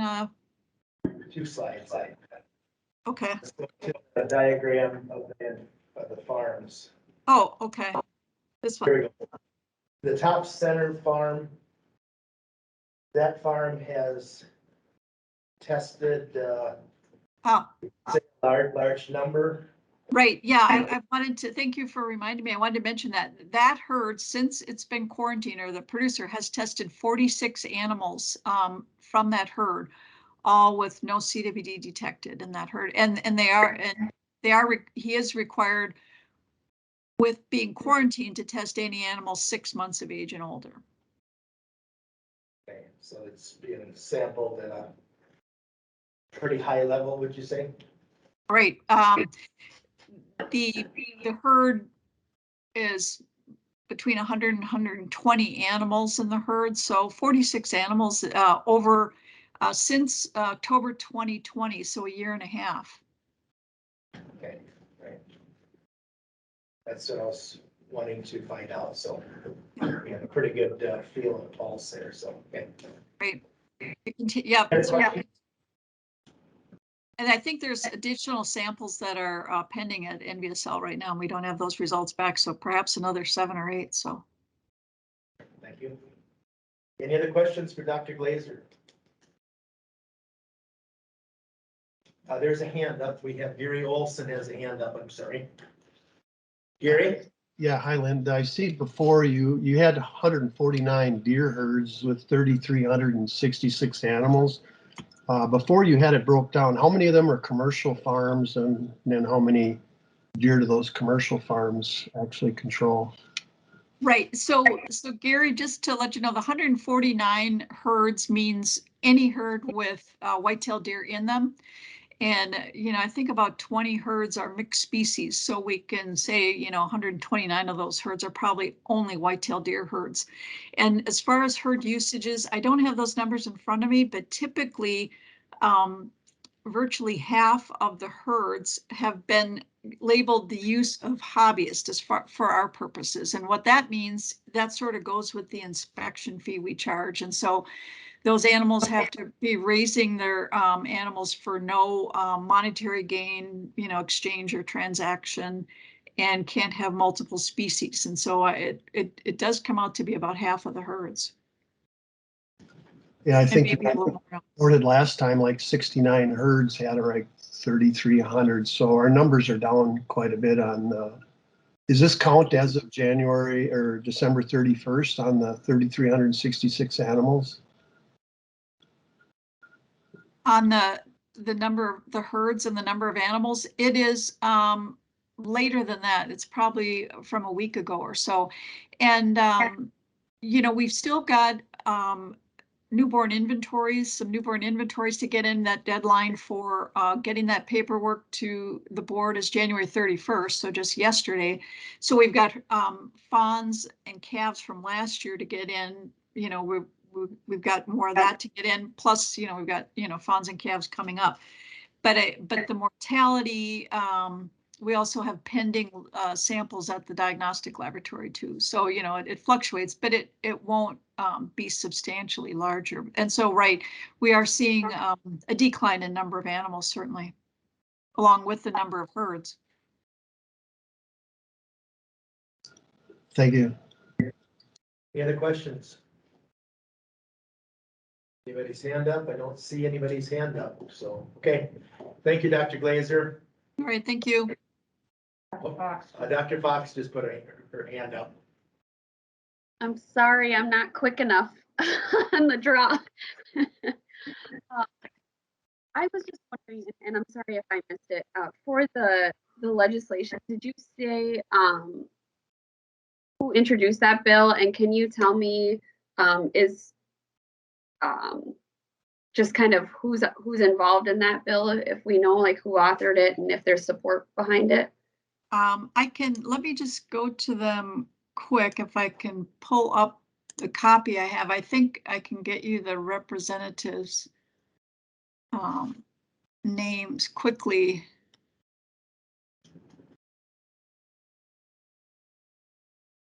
Senate one is Bingham. Senate one is what? Carlo Bingham.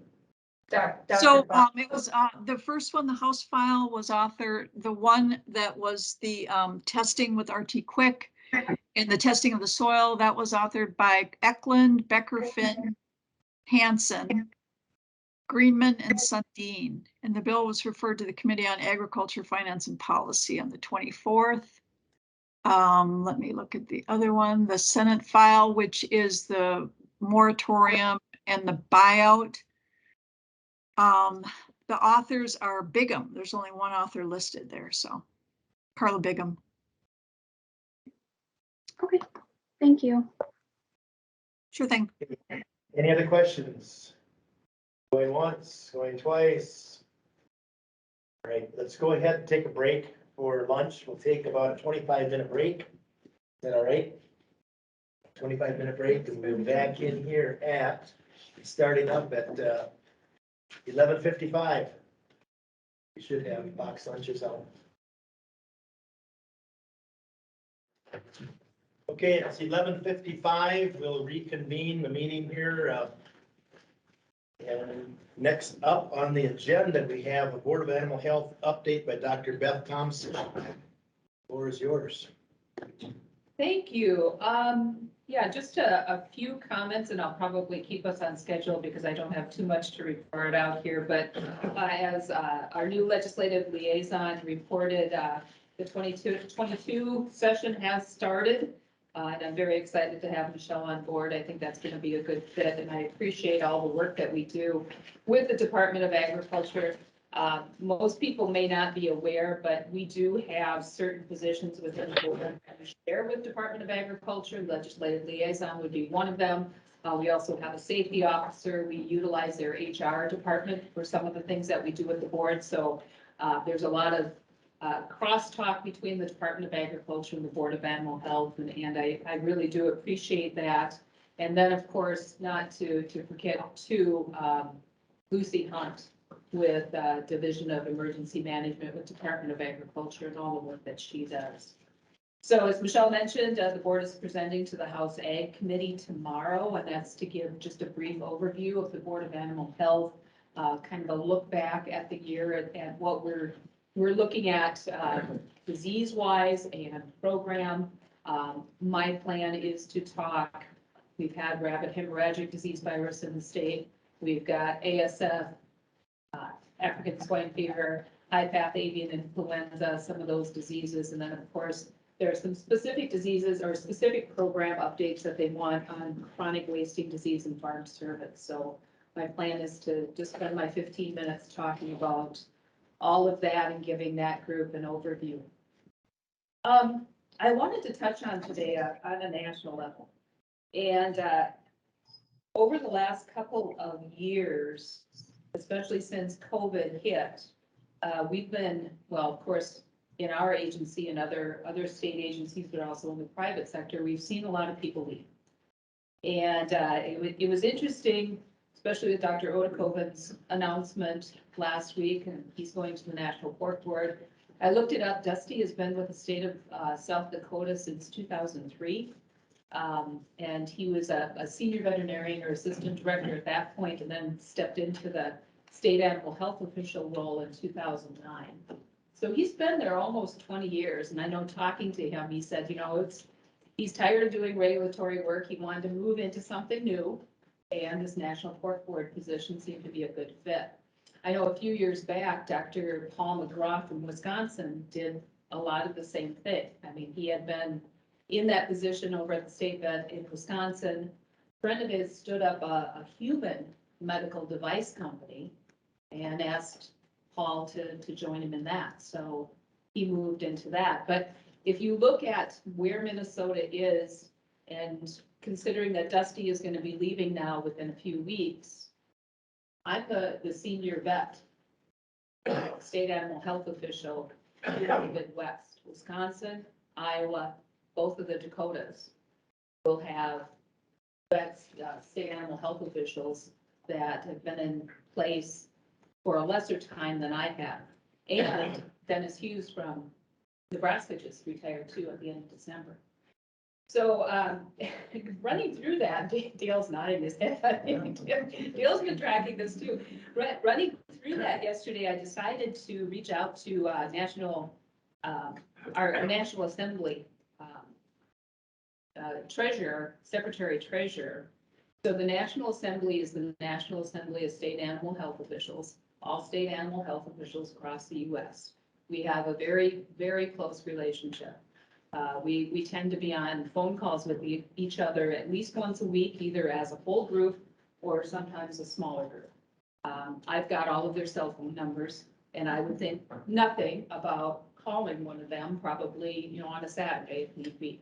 That's how close that group is. Anyway, I reached out to Heather Hurst in Delaware yesterday and said, in the last 2 years, what's happened with state animal health officials? How many new people are we seeing? Anybody want to guess? 40%. 40% of turnover in the last 2 years.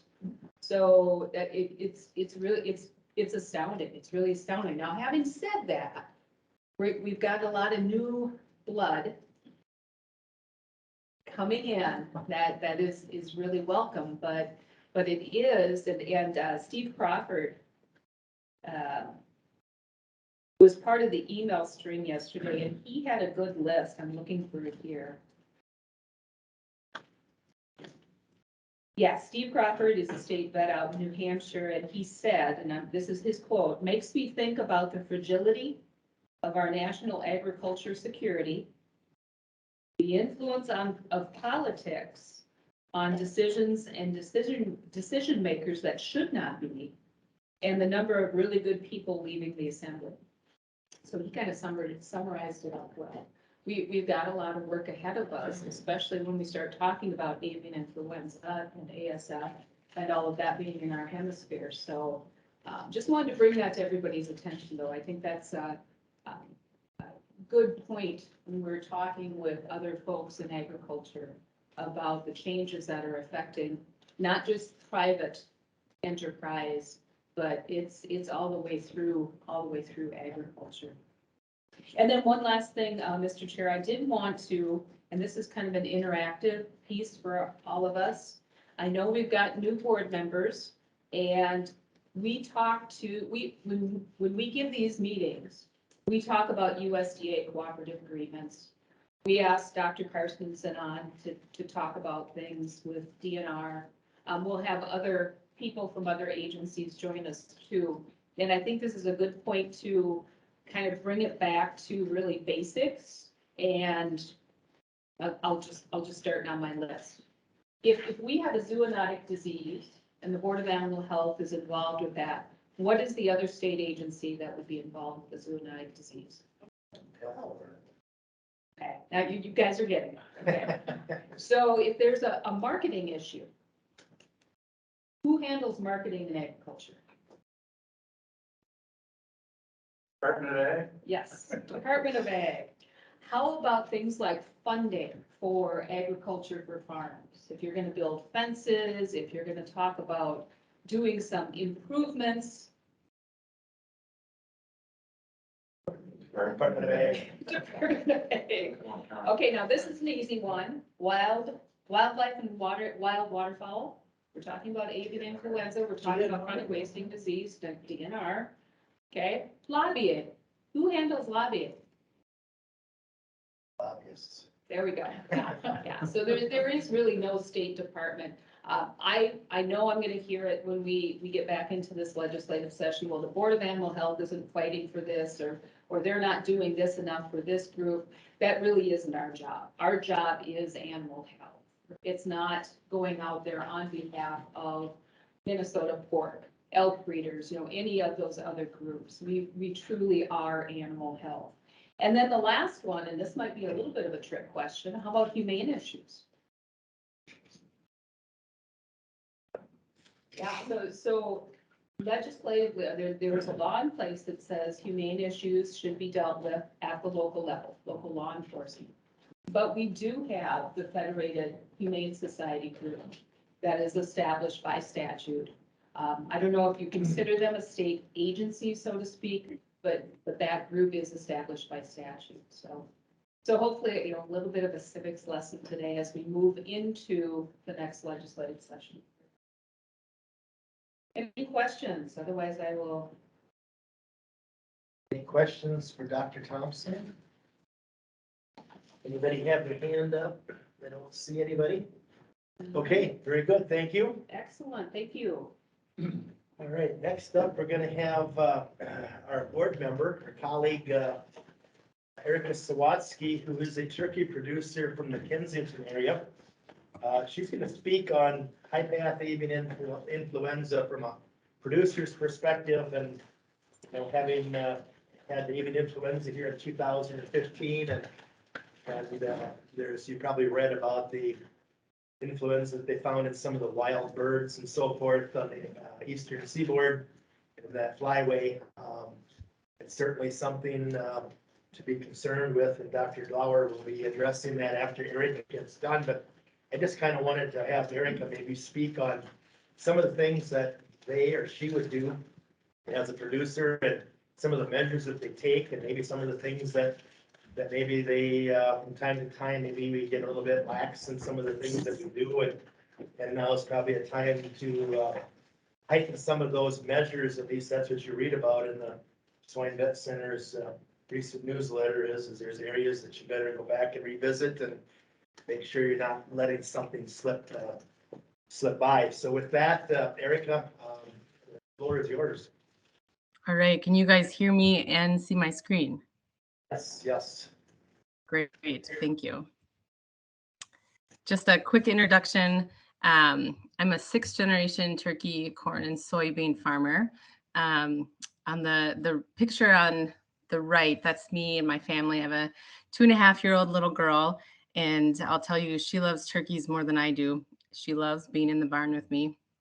And so I'm pretty lucky that I get to expose her to farm life. And then my husband, he is a high school agriculture teacher, and he's pretty lucky that he gets to help out on the farm when he's not teaching, and then actually bring kind of those real life scenarios from the farm into his classroom. I can tell you those kids really appreciate kind of that real life knowledge. And, when we talk about biosecurity, he actually includes biosecurity lesson plans when he's teaching his animal science classes. And he does, in our area, we have a lot of kids that are just row crop farmers, but there's a lot of kids who have like backyard small flocks, and they really appreciate hearing kind of that biosecurity information. So for many years, we were a turkey breeder farm, and we were raising hens that were laying eggs, and those eggs we would sell to a hatchery. And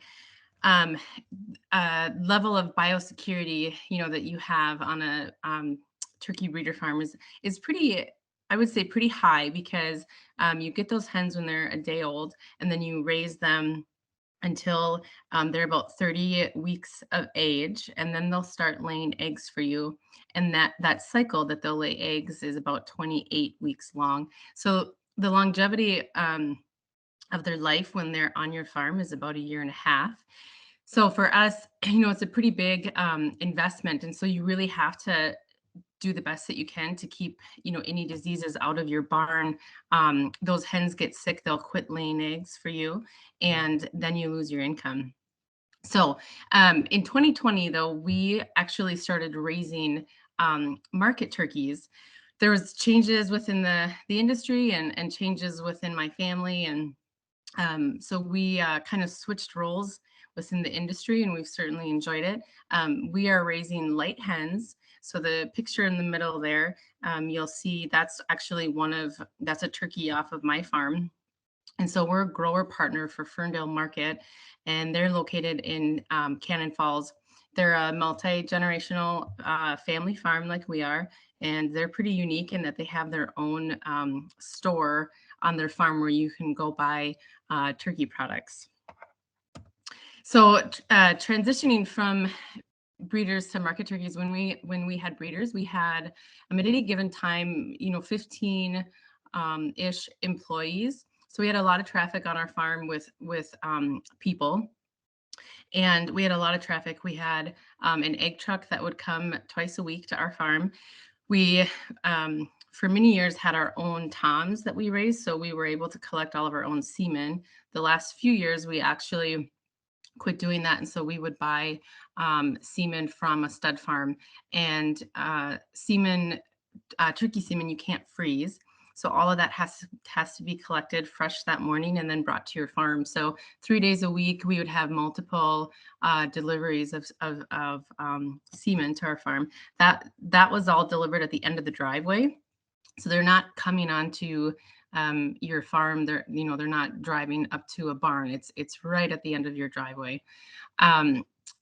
So switching to raising market turkeys, I have one full-time employee and then like 1 or 2 part-time. So we have a lot less employees. We have a lot less traffic. Those types of things have changed on our farm, but really our daily routine and how we enter into a barn, which I'll show you on the next slide, has not changed. The turkeys that we're raising are antibiotic free. They have that label.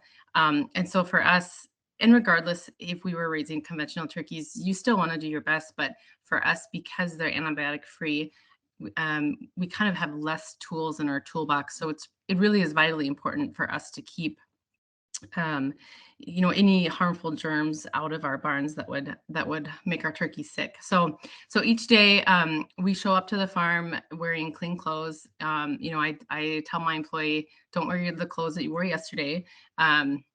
So clean clothes every day. We all wear shoes on the farm that stay here. So like when my employee gets to the farm, she changes into shoes that she leaves here. And then at the end of the day, she leaves those shoes here.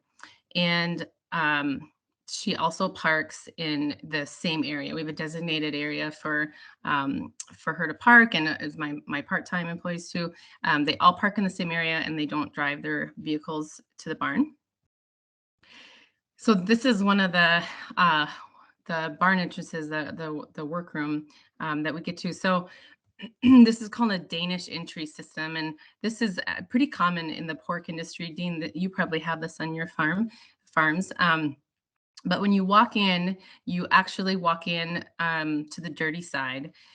And with the winter time, we're wearing coats and hats and mittens, and so your coats, everything that you're wearing outside of the barn, you take off and it stays on the dirty side. Barns are warm enough that you don't need to wear your winter coat, inside the barn. And so on the dirty side, once I've taken off my winter gear, then I do take off my farm shoes, the shoes that I'm wearing, outside of the barn. And I have a 2x4 in this barn, but there's a lot of other, farms that they have a bench there that you can sit down.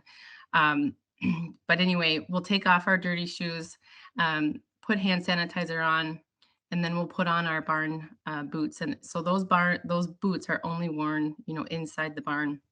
And then we'll put our coverall on. And so that 2x4, that's what we call a line of separation. And so really anything on the dirty side, I'm trying my best to prevent going inside the barn. A few other things that we do for biosecurity. Anytime that we have any visitors that come into the barn, so non-family, non-employee, I do keep a written log of that in each barn. And really that's pretty few. I mean, we don't have a lot of visitors that go into our barns, but we do have some once in a while. And so it's important to know that they've been in our barn. And then I always ask them to, before they go, in the barn, I verified that they haven't been in other poultry barns or even any hog barns for like 12 hours before coming into my barn.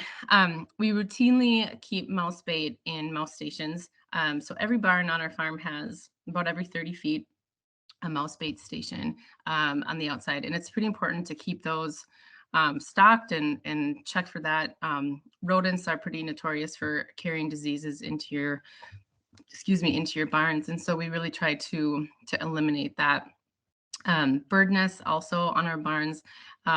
Springtime, those barn swallows can be pretty pretty relentless, but it is pretty important to keep those bird nests, those birds from preventing those birds from building nests on your barns.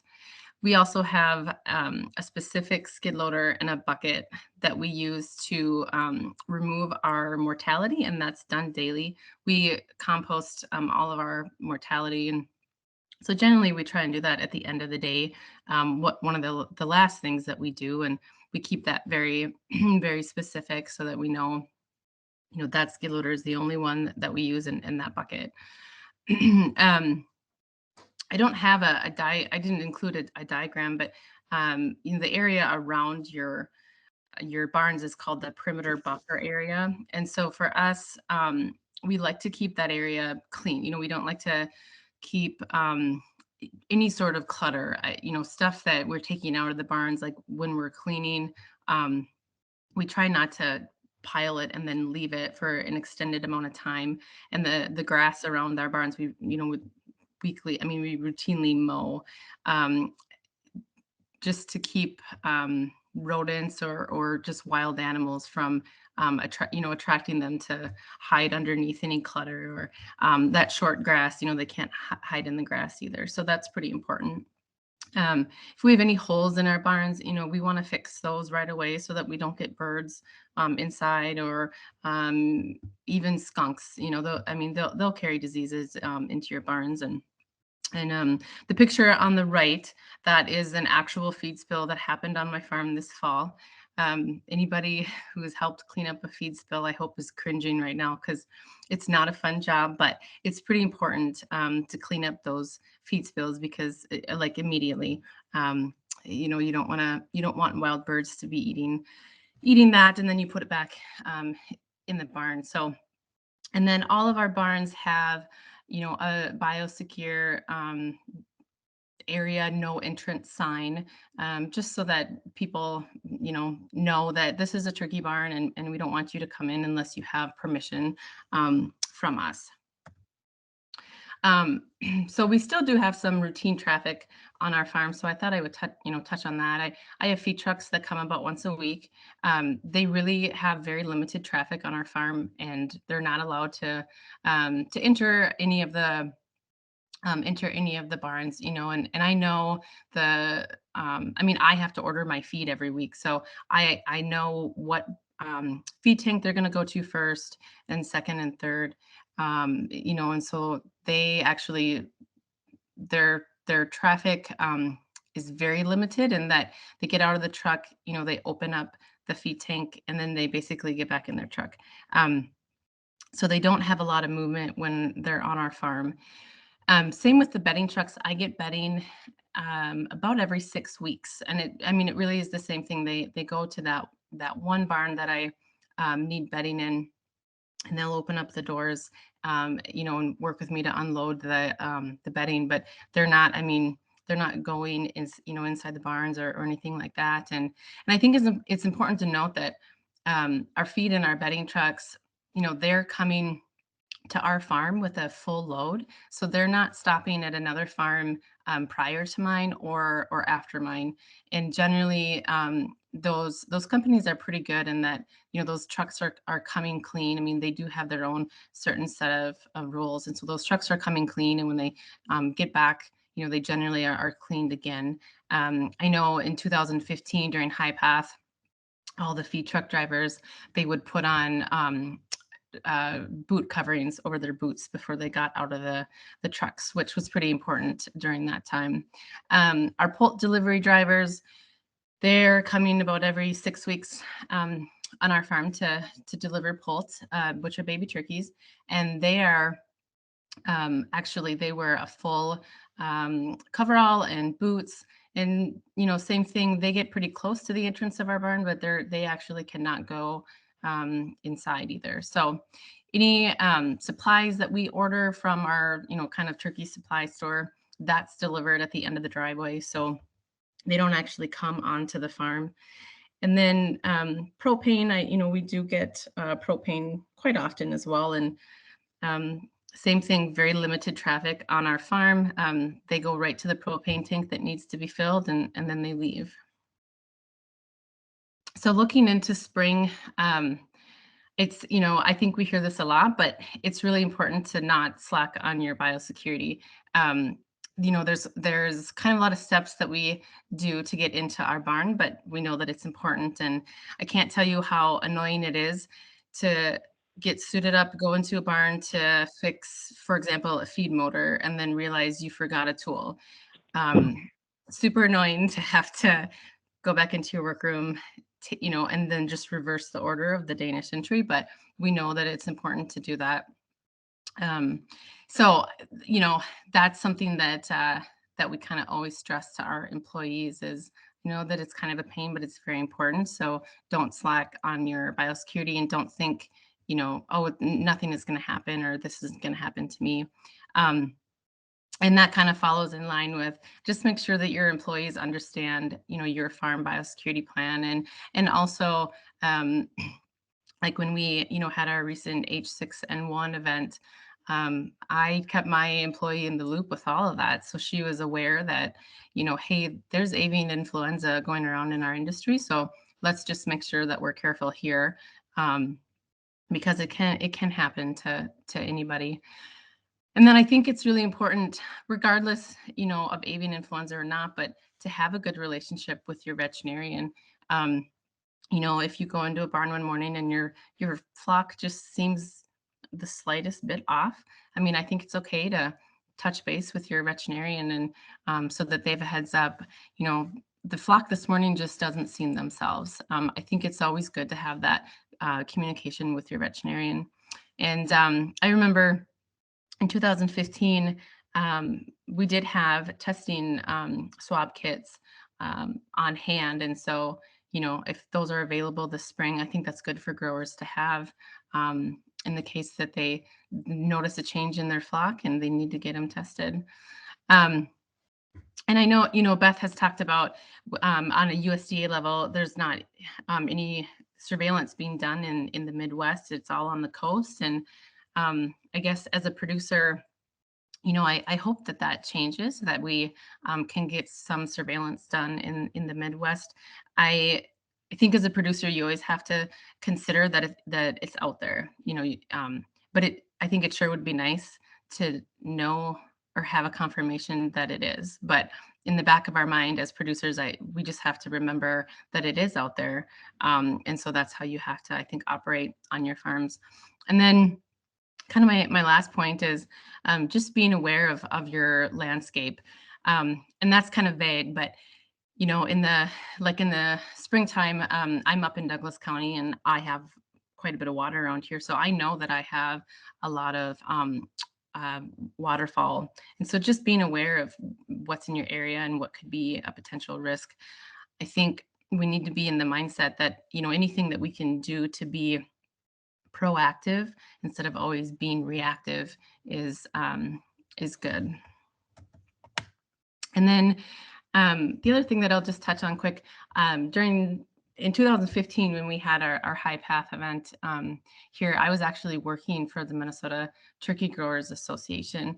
And so this is something that they've done even before my time there, but they always send out disease alerts to all the growers. And those disease alerts are, I know Dale has talked about them, but they're created by the Board of Animal Health. And so I think, as a producer, when there are avian influenza events, it's important that you receive those. And so hopefully, all producers have their information updated and that they do get those. I think it's important to know, if I live in Candy, Ohio County, I want to know that there's a farm that's been, that's been positive. I think that that's important to know. And all of those, I think, are on their secure website, but I know the Turkey Growers they have updated their secure website for their members only.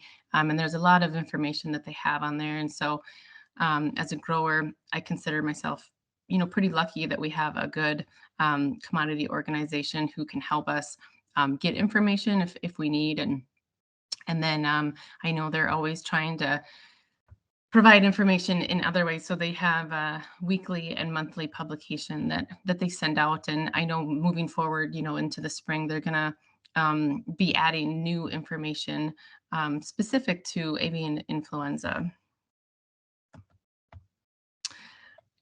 So that concludes my my presentation, and you can see that my daughter loves her turkeys. So any questions, please let me know. Yeah, that's a great picture. Great picture. Thank Anybody you. for Erica? Well done. Well done. It's very informative. There's some similarities and that between I know the pig industry and what you do and just a quick question. At the end of the driveway, you said you have a lot of your supplies that are brought in. Do you have like a garden shed or some type of building that they bring that to, that they drop it off? And of course, it's so important to kind of break those possible chains of cross-contamination, and that's exactly what you're doing there. Yeah, good question. So when we had semen delivered, we would just set out a cooler, like that you would use for lunch. There was just a cooler that we left at the end of the driveway, and that semen would be put in there. Now with the supplies that we get, a lot of times we order enough supplies that it's delivered on a pallet. So we actually have to drive a skid loader down to unload it out of a straight truck. So we don't have a shed or anything, just because it's the way that it's delivered to us, and it's the quantity is enough that we do need to use a skid loader to get it out of the truck. Anybody else have any questions for Erica? So you think about COVID and what we've all been through and do similar type of things and have for a long time to try to keep our livestock or birds, healthy. That was very well done. Just a real funny little story. Back in '87, our farm came down with contracted pseudorabies, and we were federally quarantined. And, we had different ways that we went about trying to salvage our genetics and spread our risk by getting to different farms and so forth. And one of them was a farm up northwest of the Twin Cities here. And we bought that and we were getting it. We had it all cleaned up, and then we had disinfected it 2-3 times, before these pigs that were derived from cesarean section and raised for about 60 days in a sterile lab. And we were in disinfecting, and all of a sudden there's this person that's standing behind the guy running the disinfectant deal. And here he was from a local farm supply store, and he's standing inside your building. And he said, he says, I've got some rat toys and stuff like that. You can't believe the diseases that rats and that type of thing can carry. My brother says nowhere near as much as a feed salesman. So, yeah, it was pretty amazing. But no, very well done, Erica. Very informative. And again, anybody have a question at all for Erica? Beth does. Well, actually not for Erica. I'm, we've been out to where Dr. Hawkins works, and now Erica has told us about her work. So maybe we should just filter through the other board members too. Sure. I wouldn't be able to put stuff together quite like that. I'm not that tech savvy, but but no, I think it's good. And I think it's just good that people hear, you know, what is being done to try to produce a safe and healthy product. And in the process, like they're doing antibiotic free, it's important for them to take those kind of measures and to try to intervene where you can in order to be able to make that a reality. So.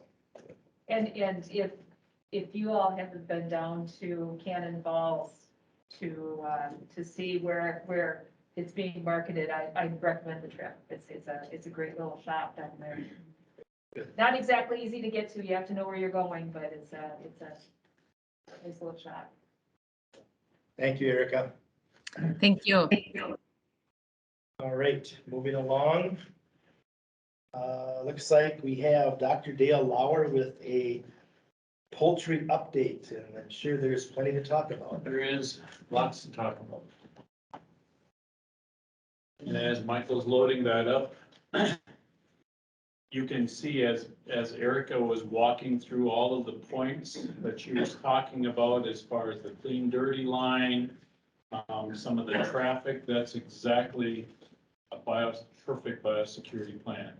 Those are the types of plans that we've been auditing ever since the 2015 event when this whole biosecurity auditing process came on the scene. So Erica, wonderful job on that.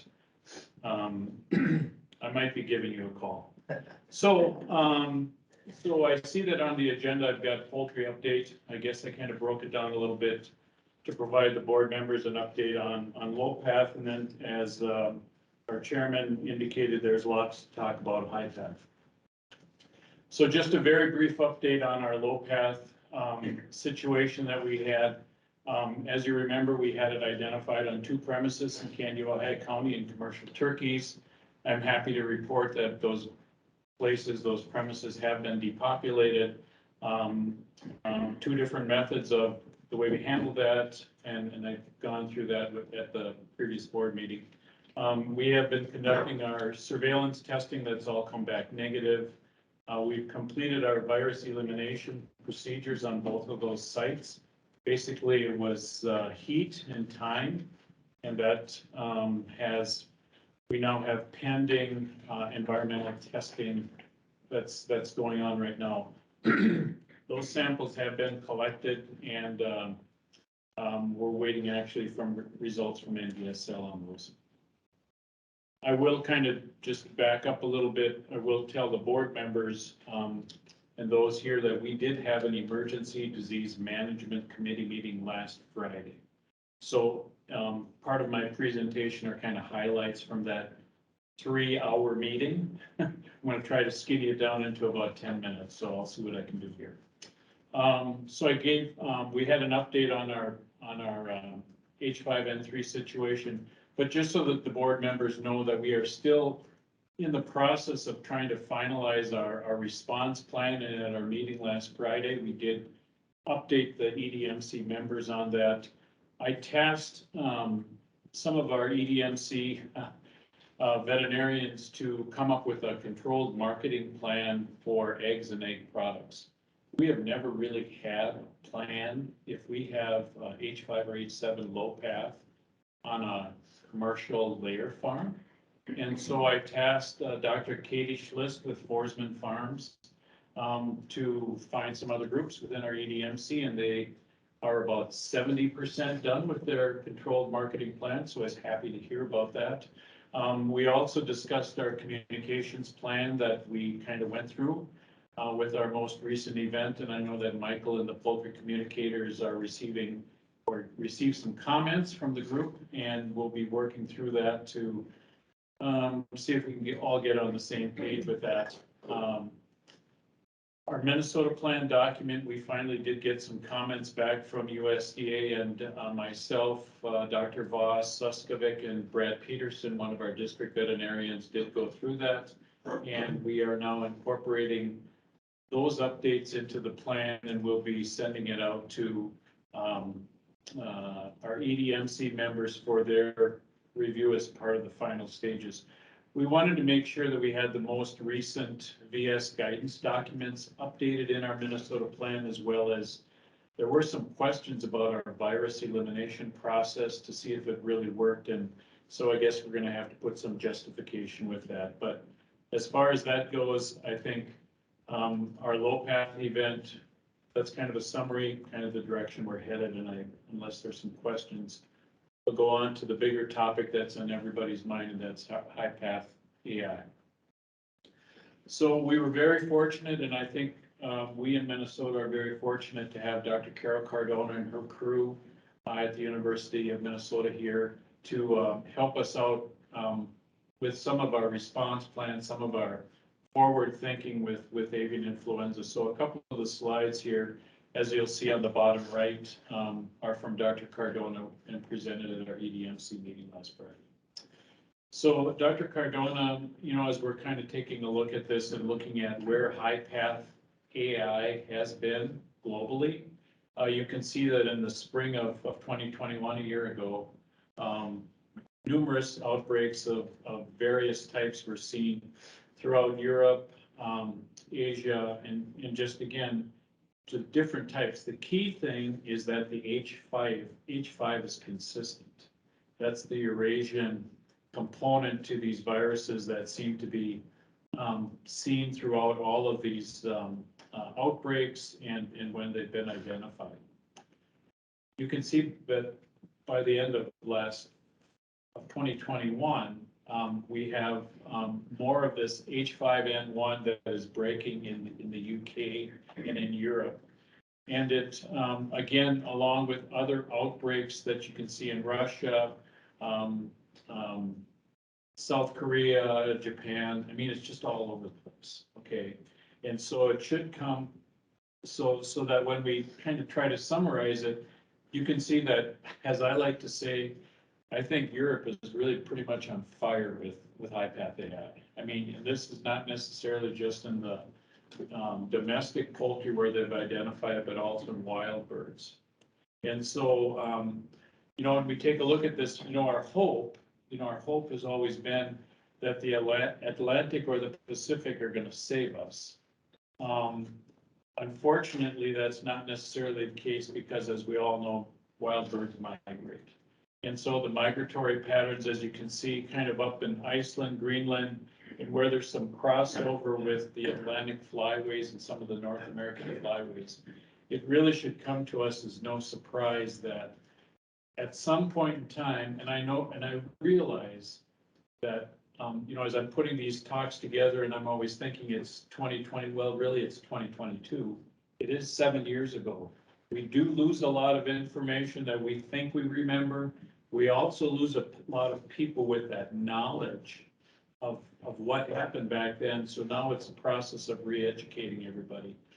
But really, when we look at this, and again, if we remember back in 2015, it was coming in kind of the through Alaska, British Columbia, California, kind of that flyway, and then up. Well, this year it would appear that we've got it on the other side of the country. And so now we've got highly pathogenic avian influenza H5N1 in the Atlantic flyways. And so this was the first introduction, or this was the first of this influenza in Canada. And so that made the press right before Christmas. Merry Christmas, right? So on December 20th, the CFIA announced the detection. And again, the distance between where it was detected and Maine is about 400 miles. Now we look at that and we think about, well, thank goodness it's in Canada, it's 400 miles away, until we start doing our own surveillance in the States. And as that gets ramped up, we start to have reports first in South Carolina, then later in North Carolina, and more recently, as of last week, Virginia. And so I think the more we test and the more we look, we're going to find this. And so these are not unexpected findings. I think the USDA is telling us, and they keep telling us that these are not unexpected. We should be expecting this. And so Dr. Nault, Dr. Thompson, I'm sure you know. Mike had this message, and I think his message is great, and I think it's not necessarily for the poultry producers in South Carolina, but it's for everybody. Because certainly, you know, I think we can expect to uncover more of these detections, and I think it's really, you know, we're gonna see a number of these. It's just the way it's gonna be, and so eventually, when you look at some of the crossover with these different flyways, so we've got the Atlantic, you've got the Mississippi, the kind of the green is the central, and then you've got the Pacific flyways. You're gonna see crossover between these different flyways and the wild birds. They're not gonna stop at a state border. There aren't any stop signs, okay? And so there's gonna be movement around. So what do we know here in the States as of February 1st? Next week, it's probably gonna change. Tomorrow, it's probably gonna change. But right now, we know that this Eurasian H5 is moving. It's in wild birds. These were all hunter harvested detections. So these were not bird mortality events. Apparently, the hunting season in the Carolinas is like in December, late November, December. So that's where they had stations set up with USDA Wildlife Services in cooperation with some of the state wildlife agencies. That's how they collected these samples. So we know that the virus is in these wild birds without signs, and it is moving. So as you can see from the Carolinas up into Virginia. And as of last Friday, we were very fortunate to have Dr. Fidelis Higney, who is a senior staff veterinarian within the USDA. And he announced to the group that they were, USDA Wildlife Services were going to expand their wild bird surveillance into the other flyways. And I'm sure they're getting a lot of pressure from the poultry industries throughout the country to say, hey, it's not just Atlantic, we really want to have that early warning system too. And so I think when that will happen, I think that there already have been some conversations here in Minnesota as far as getting that started. And I really don't have any details on that, but at least the knowledge that it will be happening. One of the things that was pretty key during our H6 event, and actually prior to that, was having some expanded testing or early warning testing within our poultry industry. There have been conversations before about the testing that happened at McRock, and we had some reporting issues, and so we were able to hammer out an agreement with the industry, because with the situation as it is, I think the industry is starting to look at, well, how are some ways that we can do some of the same type of early warning or surveillance. So we were able to hammer out a notification policy where testing that they would conduct for surveillance or potentially some research on a positive site is going to be okay with the board, as long as they continue to report any bird mortality events, egg production events, and get those samples for null testing, so that we can get that official diagnosis right out of the chute. And I think that's really an important component with that. So our early warning testing that the industry has kind of relied on over the years is going to be back on the deck again in this spring. We spent a lot of time last Friday on our preparedness activities that we're trying to get ready. As I mentioned, Dr. Higney from the USDA was able to provide some updates on where they sit. You know, we're looking at, if we have identified HPAI, we want to make sure we have a flock down 24 to 48 hours and walk through some of that stuff, preparedness activities there. Beth mentioned Lucy Hunt with the Department of Agriculture is kind of leading the charge there with their incident management team and being prepared. She's very focused on permitting, which is a big deal for companies and premises that are not affected directly with HPAI. And so, you know, Lucy talked about that. Greg Suskovic talked about our incident management team that we've got set up within the board. communications efforts that Michael's going to be undertaking. Poultry lab, Dr. Torrison. Wish we could have gotten the phone to work a little bit better that day, but you know, that's the way it goes. Dr. Saad from the NPTL provided an update on their activities, and I was quite surprised to know the capacity at NPTL and the number of samples that they can run. So I think we're in pretty good shape. And then, of course, the industry's got all kinds of questions and trying to get ready. So, and so, what are we doing now? It's, as Erica mentioned in her talk, it's a kind of a biosecurity focus. I think that's kind of a no-brainer, and then outreach and trying to get the message out to people. So I know that Chair Compart, you wanted to talk a little bit about, the EPI report from 2015. And certainly I don't think it's news to anybody about, why it spread the way it did in 2015. And so out of that report, I think that if you take these top four bullet points, if you will, and those actually are some of the things that Erica talked about in her biosecurity plan. I mean, those are things, but I think the one thing that I really like to hear from Erica was, and I think for all of the producers, is making sure that message gets to all of the workers on the farm. I mean, making sure that the person who's coming in for Saturday morning chores or Sunday morning chores, or when I'm gone for a meeting on a certain night, they all understand those same principles, because that's where it sneaks in. So, but the EPI report, which is about a 70 or 80 page document, I'm not going to read it for you today, but I think those are some of the bullet points that need to be contained in a biosecurity plan. So we've started. Michael had a great animal bites that came out last week, I believe, and we incorporated some of the awareness for HPAI. I know that Dr. Cardona and then Abby Schuft from University of Minnesota Extension have already started on some of their outreach. And there's lots of other outreach programs within that Extension will be putting on. I'm sure we're going to be linking up with that from our Board of Animal Health website. And then USDA has a Defend the Flock program where they talk about biosecurity. So I'm sure that as we move into the spring and as events and test results come out, these things are going to be updated, changed,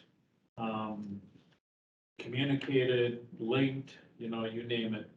But I think the message is just trying to, make sure that people are aware of kind of what we have going on heading into the spring.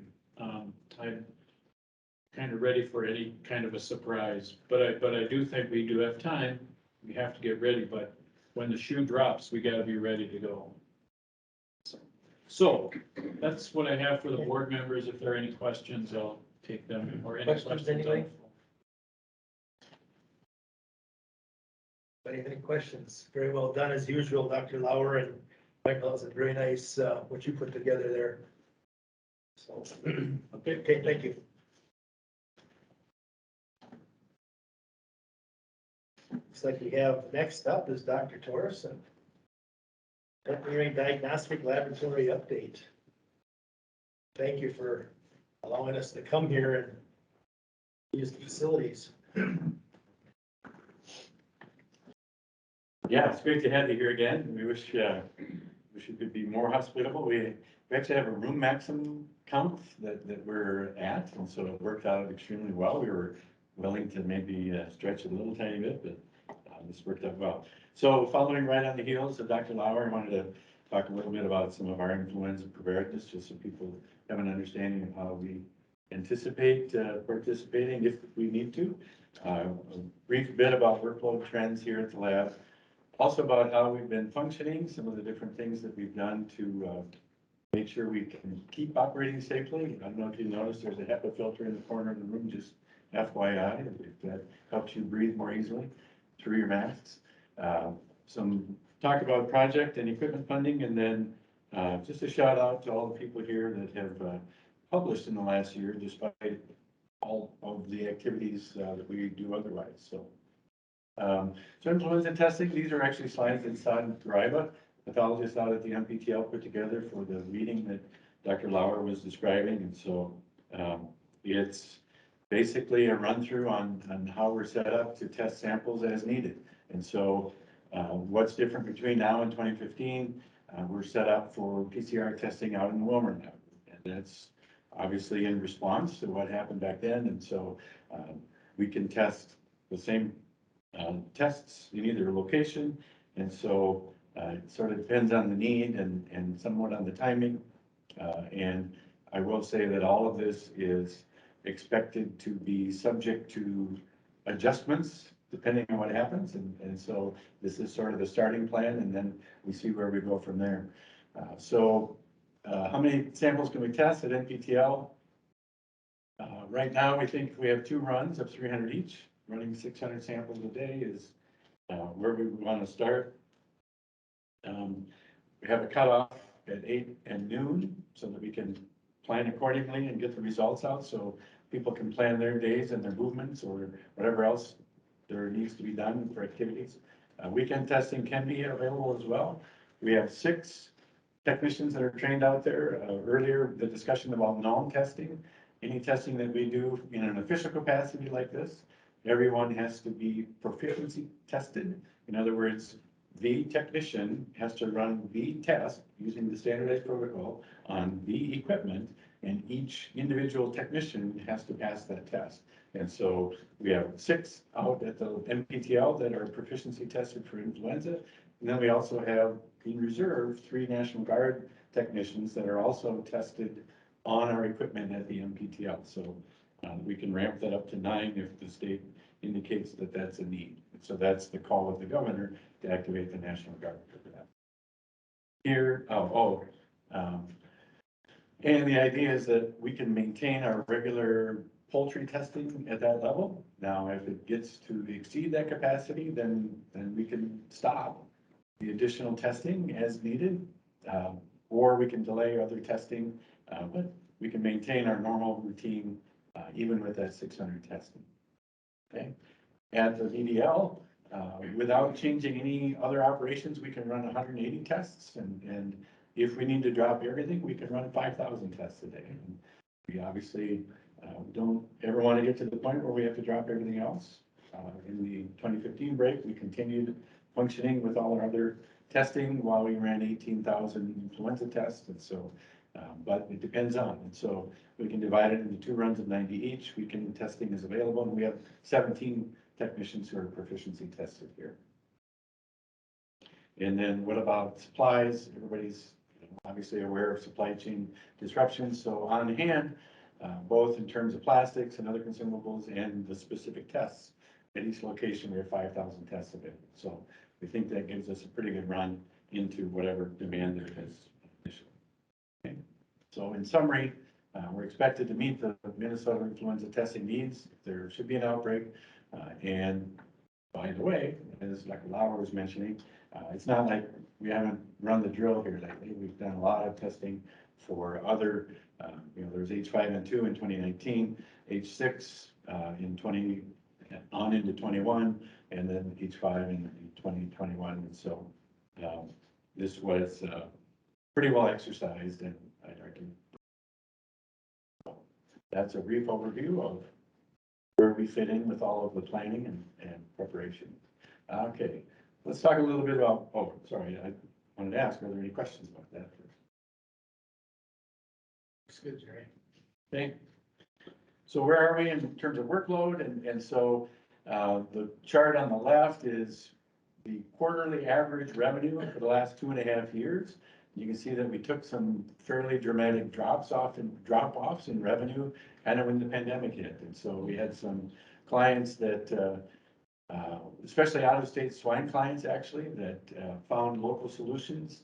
If you recall, there were a lot of disruptions to flights. And so even passenger airlines carry a lot of our samples in, and people weren't able to get stuff to us, or they found other labs closer by. And so a lot of local state labs or even private labs sort of picked up a lot of the higher volume, higher dollar business. And you can see the graph on the right shows a small drop off in Minnesota-based testing revenue, but a significant drop off in out of state. And so that was a challenge for us and continues to be a challenge. And so we have to find ways to either find other sources of revenue or find cost savings that we can make a sustainable lab operation. And so we're very busy working on that.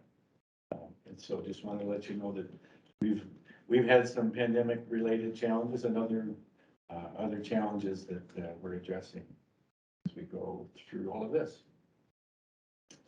I wanted to talk a little bit about just again how we're operating here. Obviously, everyone working here is considered an essential worker, and so we've been here providing the services over time. And so a couple times now we've surveyed our staff just to see what they thought about changes that have come about, and we've been wearing masks the whole time.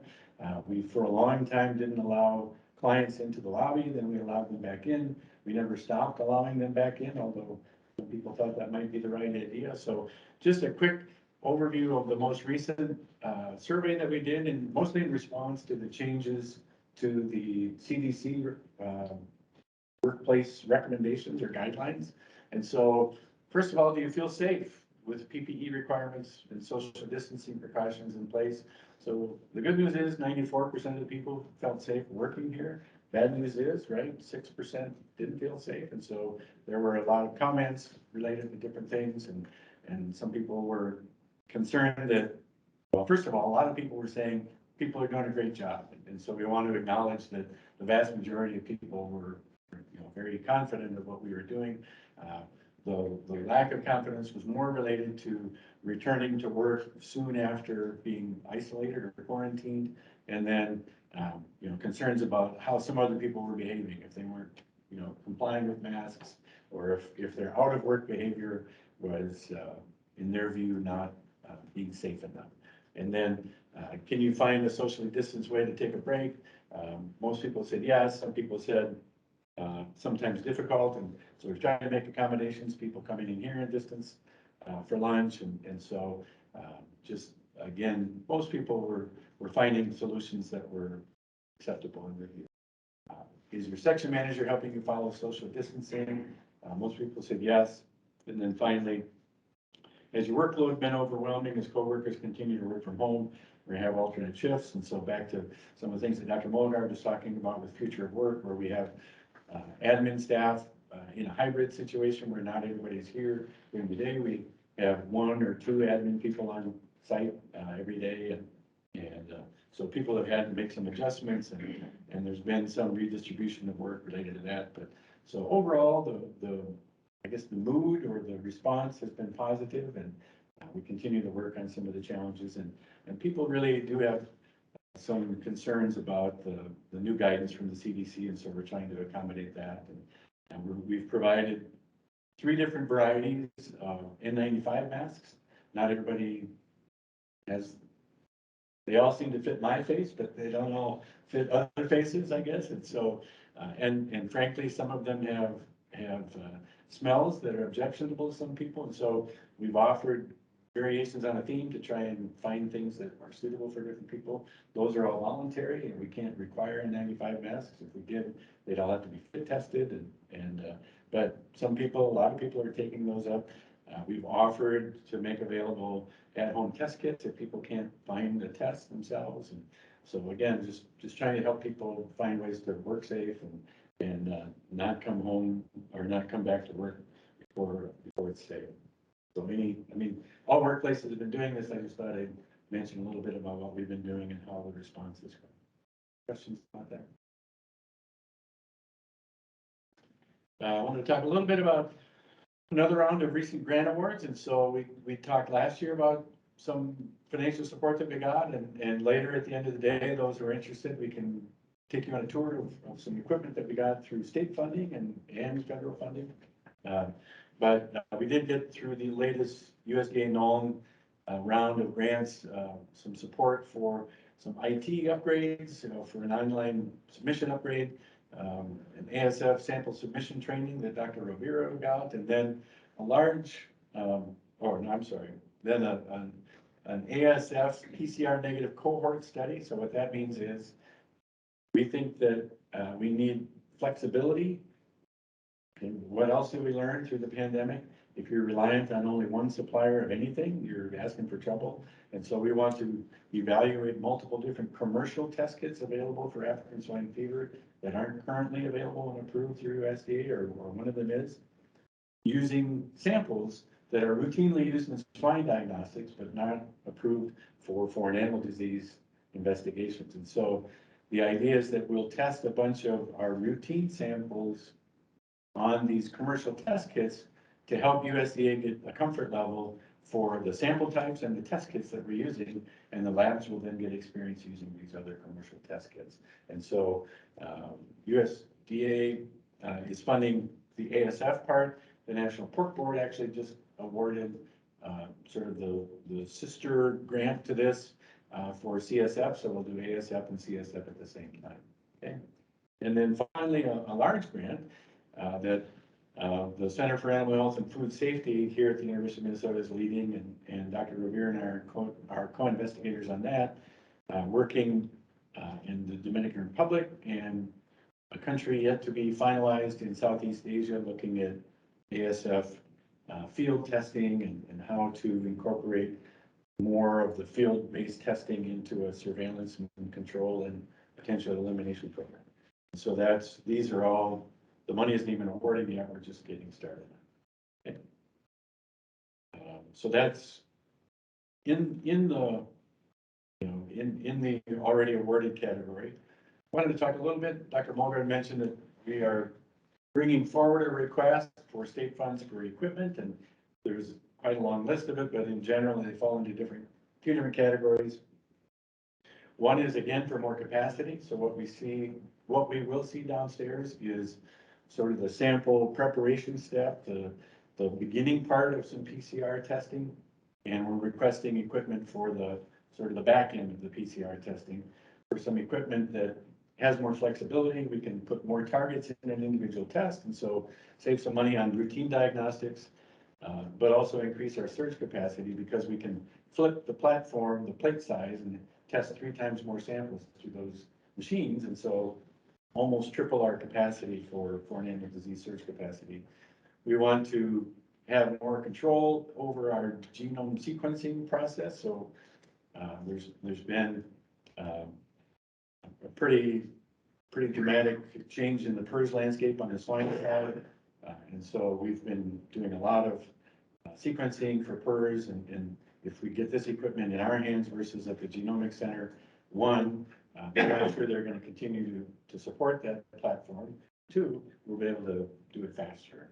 So we want to advance our ability to provide faster turnaround times there. RT Quick equipment. So you all heard the legislation that has been proposed for RT Quick testing for CWD at the VDL. We don't have the equipment here. The equipment at the university is at the MinPro lab, and so we have to have equipment before we can do the testing, and so we have that included in the request. And then a fair bit of replacing aging equipment. This lab is 30 years old. We have autoclaves that are 30 years old that are kind of getting a little creaky. And fortunately, our computers aren't quite that old, but some of them are too far off. And so, and microtomes, et cetera. So just sort of a pretty significant list of equipment that just needs to be brought more current. Any questions on? Yes. Not a question, a comment. Your funding bill was introduced today. It's HF 2980, and the amount included in the bill is $1.5 million. Thank you very much. That's great news. Any other great news for a question? Can't top that. Okay. And then finally, we talk about service. We're a teaching lab, and yeah. So the point, you got the point. This is, you're not needed. It's not needed to read all of these, but I'm just really proud of the faculty and staff here. 21 publications that I counted, and there's probably some that I missed.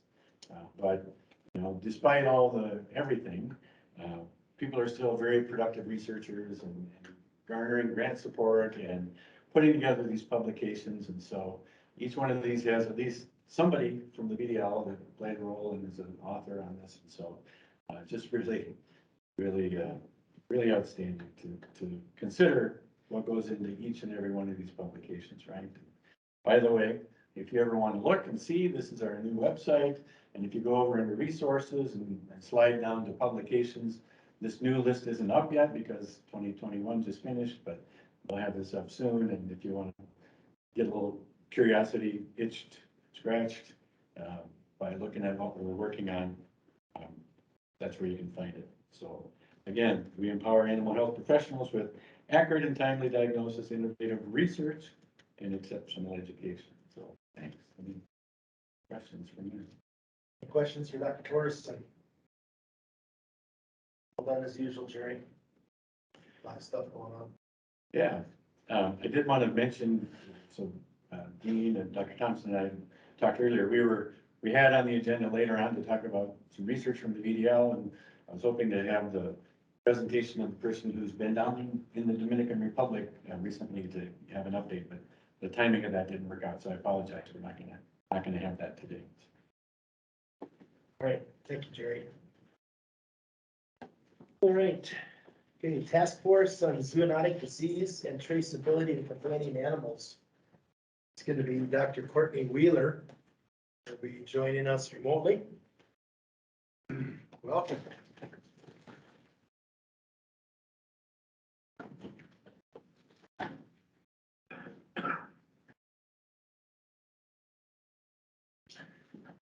You're on mute.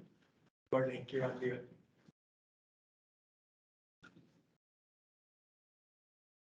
Okay, that should be better. There you go. Very good. I'm going to give you a very brief update on where we're at with our Companion Animal Advisory Task Force. So as you're aware, in December, the Minnesota Veterinary Medical Association requested that the board form this task force, and that was then approved by our board members. So we've come up with goals or objectives for this task force, and one is to assemble a group of companion animal experts throughout the state, and that's something that we are working on, and I'll get to that in just a minute. Second was to identify concerns from Minnesota veterinarians, and I think that we already learned from our last board meeting that veterinarians in the state have concerns about movement of animals into the state, specifically animals coming from places where they may have genetic, contagious, or communicable diseases, and if organizations that are bringing in large amounts of animals are complying with regulatory requirements for interstate movement of those animals. Excuse me. We also want to ask this task force to identify zoonotic and vector-borne diseases of highest concern. So do we need to focus our efforts on importing cats and dogs specifically? Do we need to focus our efforts on a specific disease or a specific area, specific age group, ask for specific vaccines or testing, etc. So something we hope to get a lot of feedback on. And then we want to review our import requirements for dogs and cats. So currently, we've done a lot of work ramping up our international import requirements. And we still have a lot of work to do for interstate movement of animals as well. So getting those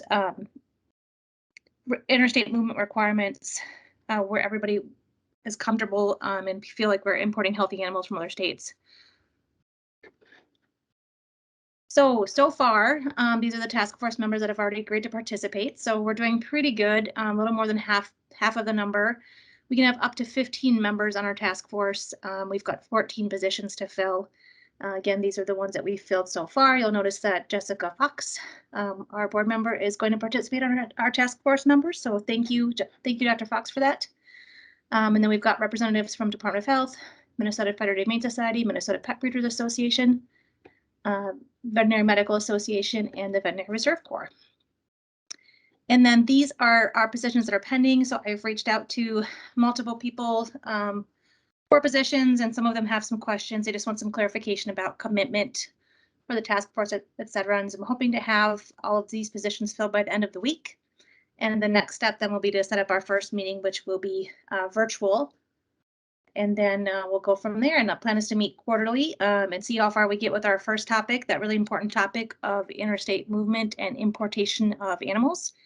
And hopefully come to some resolution there. And then we can start working on other important topics. And that's It from my update, real fast and furious. Does anybody have any questions? Questions, anybody? I do. Yeah, Elaine? Would you mind sending me that list? Sure, will, Elaine. Yep, no problem.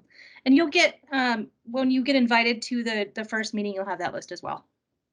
But I can send today what I've got so far. Anything else for Courtney Wheeler? Okay, good. Thank you, Courtney. Thanks, everybody. Appreciate it. Okay, looks like Minnesota Department of Health COVID-19 update from Dr. Joni Scheftel. Welcome. Good to Hi, see you. everybody. It's good to see you all and to join this meeting. Thank you. I have some, reasonable information for you today. It's not just gloom and doom, so that'll be nice for a change. Let me share my screen.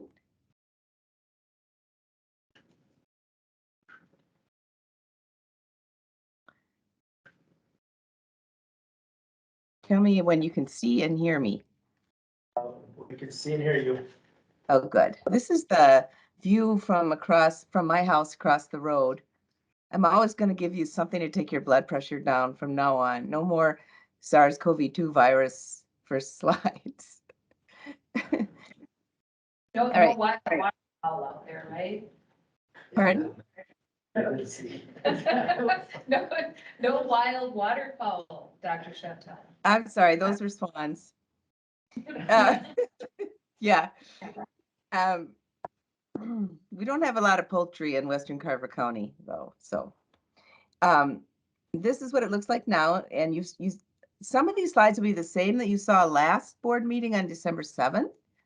And this is not Minnesota. This is Wisconsin is doing the worst of the states around us. And Iowa's doing the best, and we're right in the middle.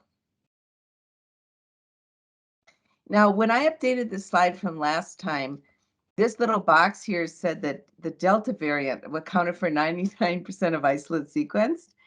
And it's interesting in, I think it's 6 or 7 weeks, Omicron completely took over from Delta. And here's the most recent EpiCurve showing some just astounding numbers. Because remember, this is fall of 2020 when we thought it couldn't get worse than this. And this has been this fall, but we've been having 15,000 cases a day, 15,000 cases a day. Yesterday was 11,000.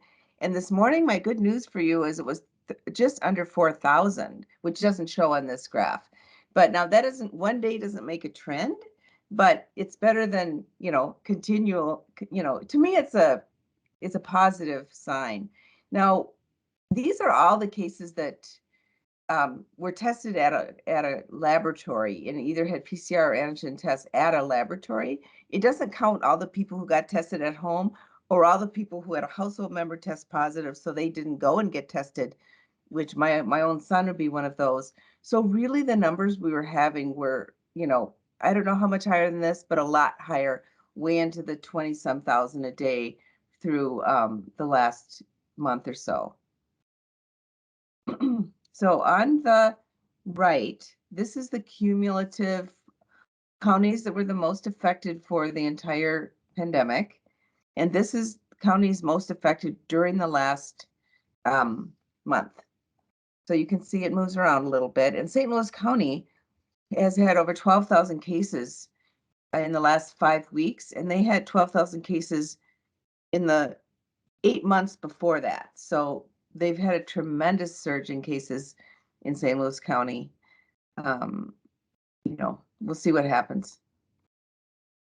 I don't normally show the percent positivity maps because, percent positivity of tests depends on a lot on behavior, on who gets tested and why they get tested and when they get tested. But it was so incredibly high, and the positivity rates run behind some of our other data. So this is through January 15, but 1 out of 5 people in our state who got tested was positive in that period of time, which is crazy high. these are the ages of the most recent 21,000 lab confirmed cases.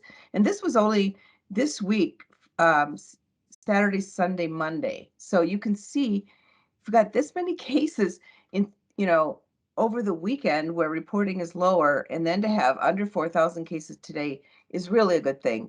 But what it's showing us is that it's still young families, kids and parent age people. The median age of our recent cases is 35, meaning that half are older than 35 and half are younger than 35. Our vaccine rates continue to tick upwards. 65, almost 65% of our whole population, including people who can't be vaccinated because they're under age 5, have completed the vaccine series, and 69% of the whole population has had at least one vaccine dose. And you can see the other numbers are pretty high. 37% of kids 5 to 11 have had at least one dose. It's 190,000 kids. We are either first or second, depending on the week, in the nation for booster doses given. So there we're doing really well with over 2 million booster doses given. And now there have been more than 9 million doses in Minnesota with no serious consequences. We continue to have deaths in all age groups, though. So, I'm just not sure that the people who decided not to be vaccinated can really be convinced at this point, but it is sad to see, we're seeing people in their 20s, 30s, 40s, 50s, 60s with no underlying health conditions or one underlying health condition like obesity, and they're dying. So we need to do better. Even with Omicron, getting vaccinated really helps keep you out of the hospital. Here's vaccinated is in green and not fully vaccinated is in blue. I'm going to talk a little bit about animals next because there have been a lot of animals in the news with SARS-CoV-2. And I know that we've had reports on Dr. Bender's deer study, but every week there's something new. And this is the list of the most recent animals who have tested positive through natural infection, not experimentally. The hippopotamus was in the Belgium zoo, a zoo in Belgium somewhere. That seems weird to me. Like, how does a hippopotamus get close enough to a person with COVID to get COVID? But it happened. And these are the animals that have been experimentally infected with SARS-CoV-2. And I wanted you to pay attention to the ones with the stars, because those are the ones that have shown that they can be experimentally infected, and then they can transmit to other animals of their same species. And you'll notice that dogs are not starred. They are still kind of dead-end hosts. But cats, ferrets, mink, hamsters, deer mice, fruit bats, white-tailed deer, they can all be infected and then transmit it to others of their same species. And I want you to pay special attention to hamsters because we're going to talk about that next. And also pay attention to how I pronounce hamster. No matter what I do, I put a P in it. It's like I'm 4 years old. Hamster. So this is an old slide, but I just have it here as a placeholder to as a placeholder to tell you that when variants show up in the human population, about 5 months later, they start showing up in animals. That's all I wanted with this slide. Now, hamsters have been in the news, and it's an interesting how this rolled out. It's kind of it's a story similar to the deer, where one little piece of information wasn't too concerning, and then people poo-pooed it, and then more and more information came out, and all of a sudden, like 80% of Iowa deer in certain places have tested positive for COVID by PCR. So the first thing that came out was that there was a pet store worker in Hong Kong who tested positive for COVID, and then they tested the hamsters and the other animals, and the other animals were negative, but the hamsters, about half the hamsters in the store were positive. So they euthanized all the hamsters and all the pet store animals in that pet store, and then also in the distributor, they went kind of kooky and killed everything in there. And we're all, saying this is really over the top. massive overreaction, the Great Escape hamster style, because Hong Kong residents were hiding their hamsters.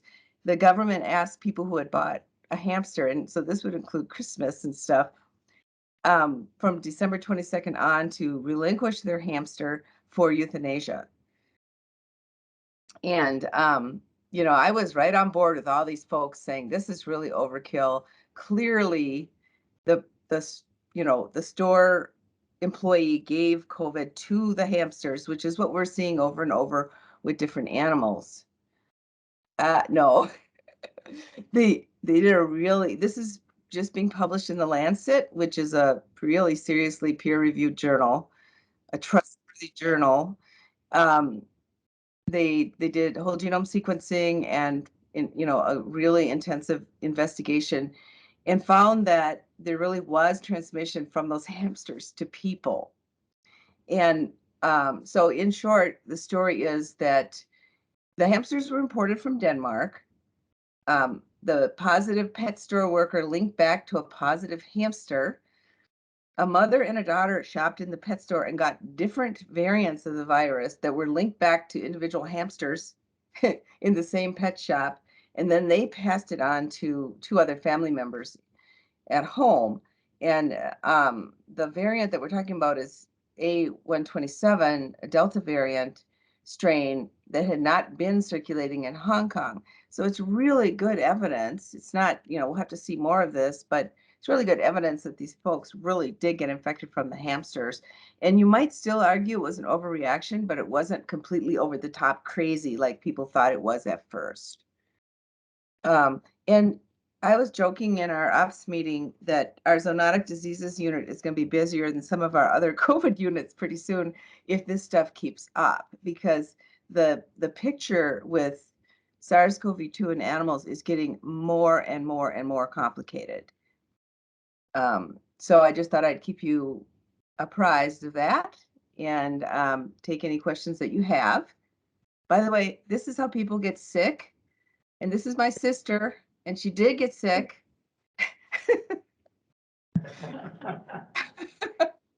Dr. Scheftel, so you talked about it obviously it went into these animals and it came out a bit differently. But clearly there could be something far more serious come out of them, or don't you think that in the course of one introduction and then ultimate growth of it in the new host, that it would be that different, that it would be serious? Well, here's the thing. We keep minimizing this possibility, but the only time we've seen so far where people have given it to an animal, it's circulated in the animal, they've developed their own like host adapted strains through mutation, and then it's gone back to people, is in Denmark with mink. And then Denmark killed all the mink in their country, basically. So in this situation, it is still quite possible that the hamsters got infected by various people through the process of being grown as pets, through the original growers, through the distributors, and then there's not a lot of evidence that it circulated in hamsters and got mutated and then came back to people, because the strains that they were finding in the hamsters were, and then again to the people they gave them to, were known strains, but just not in Hong Kong. Okay. Any other questions for Dr. Scheftel? So do you think the Omicron could be, it's rolling through the population a lot faster, much more aggressively, which it's giving immunity? That it might be, I would call it a blessing in disguise, but it's something that we're getting immunity out there, natural immunity anyway, that, it's timing of it. I wouldn't call it good or bad. It's just we are getting people that are inoculated to it one way or another. Yeah, I agree. And you've heard of this is it B2 or A2? Now I can't remember. The new variant of Omicron that is going through Europe, and we don't have much of it in the US, but apparently it's, it's more transmissible, but it's not really that different. And so the virologists don't really think it's going to be that much of a problem. And I agree with you, and maybe I'm being Pollyanna, but I do think that the way it's whipping through the population is a mixed blessing. I mean, our hospitals are full and so forth, but eventually between the vaccination and Omicron, we should have a pretty high level of immunity in the community. This is horrible, but this weekend there was a meat raffle at one of the bars in Mayer where I live. There were like 200 cars on the street, and I thought, oh good, Carver County will be immune by the time this thing is over. So yes, I agree with you. Okay. Dr. Hawkins? Well, my quick question, and what I tried to explain to some of my friends who still aren't vaccinated, and they were looking forward to getting the Omicron until a friend of ours got really sick from it, and then there again. But vaccination gives you, I don't know if it's longer immunity or just a broad spectrum of immunity, the vaccines that we have. If you get the disease, you're probably going to get the disease over and over again. Or is because when you get boosted with the vaccine, you have to get the disease over again instead of getting boosted. How do you explain to somebody that vaccination is better than just go get the disease if it's not going to hurt you? There's been a number of studies showing that vaccination gives a stronger, more broad-based immunity than does getting the disease. But it varies between people. Some people who are infected with the disease, whether it be Omicron or other variants, become fully immune for a period of time, and other people don't, and you just don't know who that is. So, but vaccination pretty much universally makes people broadly immune. And there have been a number of studies now showing that if you've never been vaccinated, you get the disease, and you take all those people and you vaccinate some of them, the people who had the disease that are vaccinated are less likely to get COVID again than people who just had the disease. You've given me the words that I need. Thank you. I've struggled in how to say that, but that's what I was asking for. Yeah, and it is a serious, even Omicron is serious. Like Karina is saying in the chat here, even Omicron can be very, very serious in unvaccinated people. If you are vaccinated and boosted, you may get symptomatic with Omicron, but you are very unlikely to be hospitalized or die. I would have thought we'd have been over 65% vaccinated by now in Minnesota. I was kind of surprised by that. Yeah, it's some of the higher numbers that you see across the country. Yeah. I can't really explain it. It's not for lack of trying. Any other questions for Dr. Scheftel? Kind of brutal honesty by our state public health veterinarian. Jerry Torrison. Again, not to go all the way through all the vaccine debate, but I wanted to get back to Peggy's question about why isn't it as good to be naturally infected and why is there variation in immunity? And so simplifying it down, the vaccine has a standardized dose of a standardized virus. So it's studied across many millions, hundreds of millions of people. When you're infected in the field, you might get a very light dose that just barely stimulates your immunity and doesn't make you sick, but maybe doesn't make you very immune. You can get a whopping dose that kills you. And again, depending on the strain and the dose. And so all the experiments I've ever participated in or read about in viruses, the dose matters. And that's an uncontrollable factor when you're looking at field exposure is how we would call it. And so anyway, I just wanted to offer that as another, not that we try and invent talking points to help us have these discussions, and talking points don't really matter, but there's some science that might be helpful. And you think about the hippopotamus and talk about infectious dose, and you talk about a cat or something like that, and the difference between those kind of animals and what the infectious dose would be then. Would it be the same? I don't, you know. Yeah, especially to get that into hippopotamus. I have no idea what they're doing, but. You see that picture, of that little girl sticking her tongue out on the pig nose? Oh, yeah. See that? Somebody got close to the hippopotamus Yeah, and gave yeah. him a kiss. Yeah.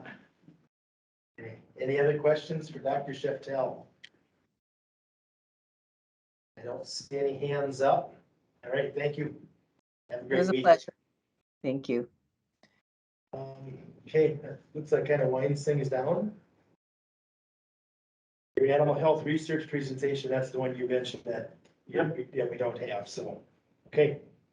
Well, I guess with that, we're at the end of the meeting. I would, unless anybody else has anything they want to bring up, I would entertain a motion to adjourn. And we need a next meeting date too. Oh, yeah, let's first do a next meeting date. Okay. And that would be, April. it seems like a quarterly meeting. We sure meet more than quarterly. I know. April. Okay, April. Well, try to go early April, because it might be in the field.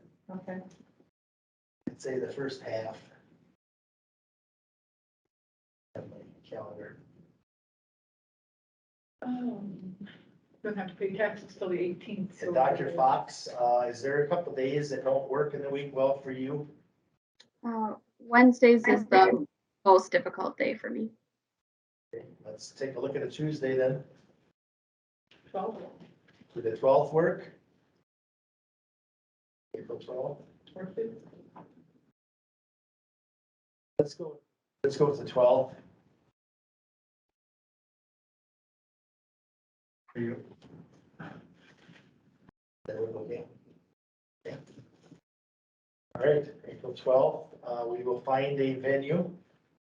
We will work around their policies.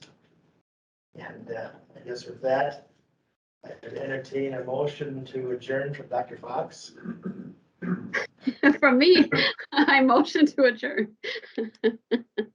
Thoughts? Did you second that? I will second that motion. Moved and seconded to adjourn. All those in favor signify by saying aye. Erica Sawatzke. Aye. Jim Votts. Aye. Dr. Peggy Hawkins. Aye. Dr. Jessica Fox. Aye. And Dean Compart is an aye. So thank you for your time and all those that joined in. Appreciate your interest in what goes on here at the Board of Animal Health. So have a great rest of the week. Thank you.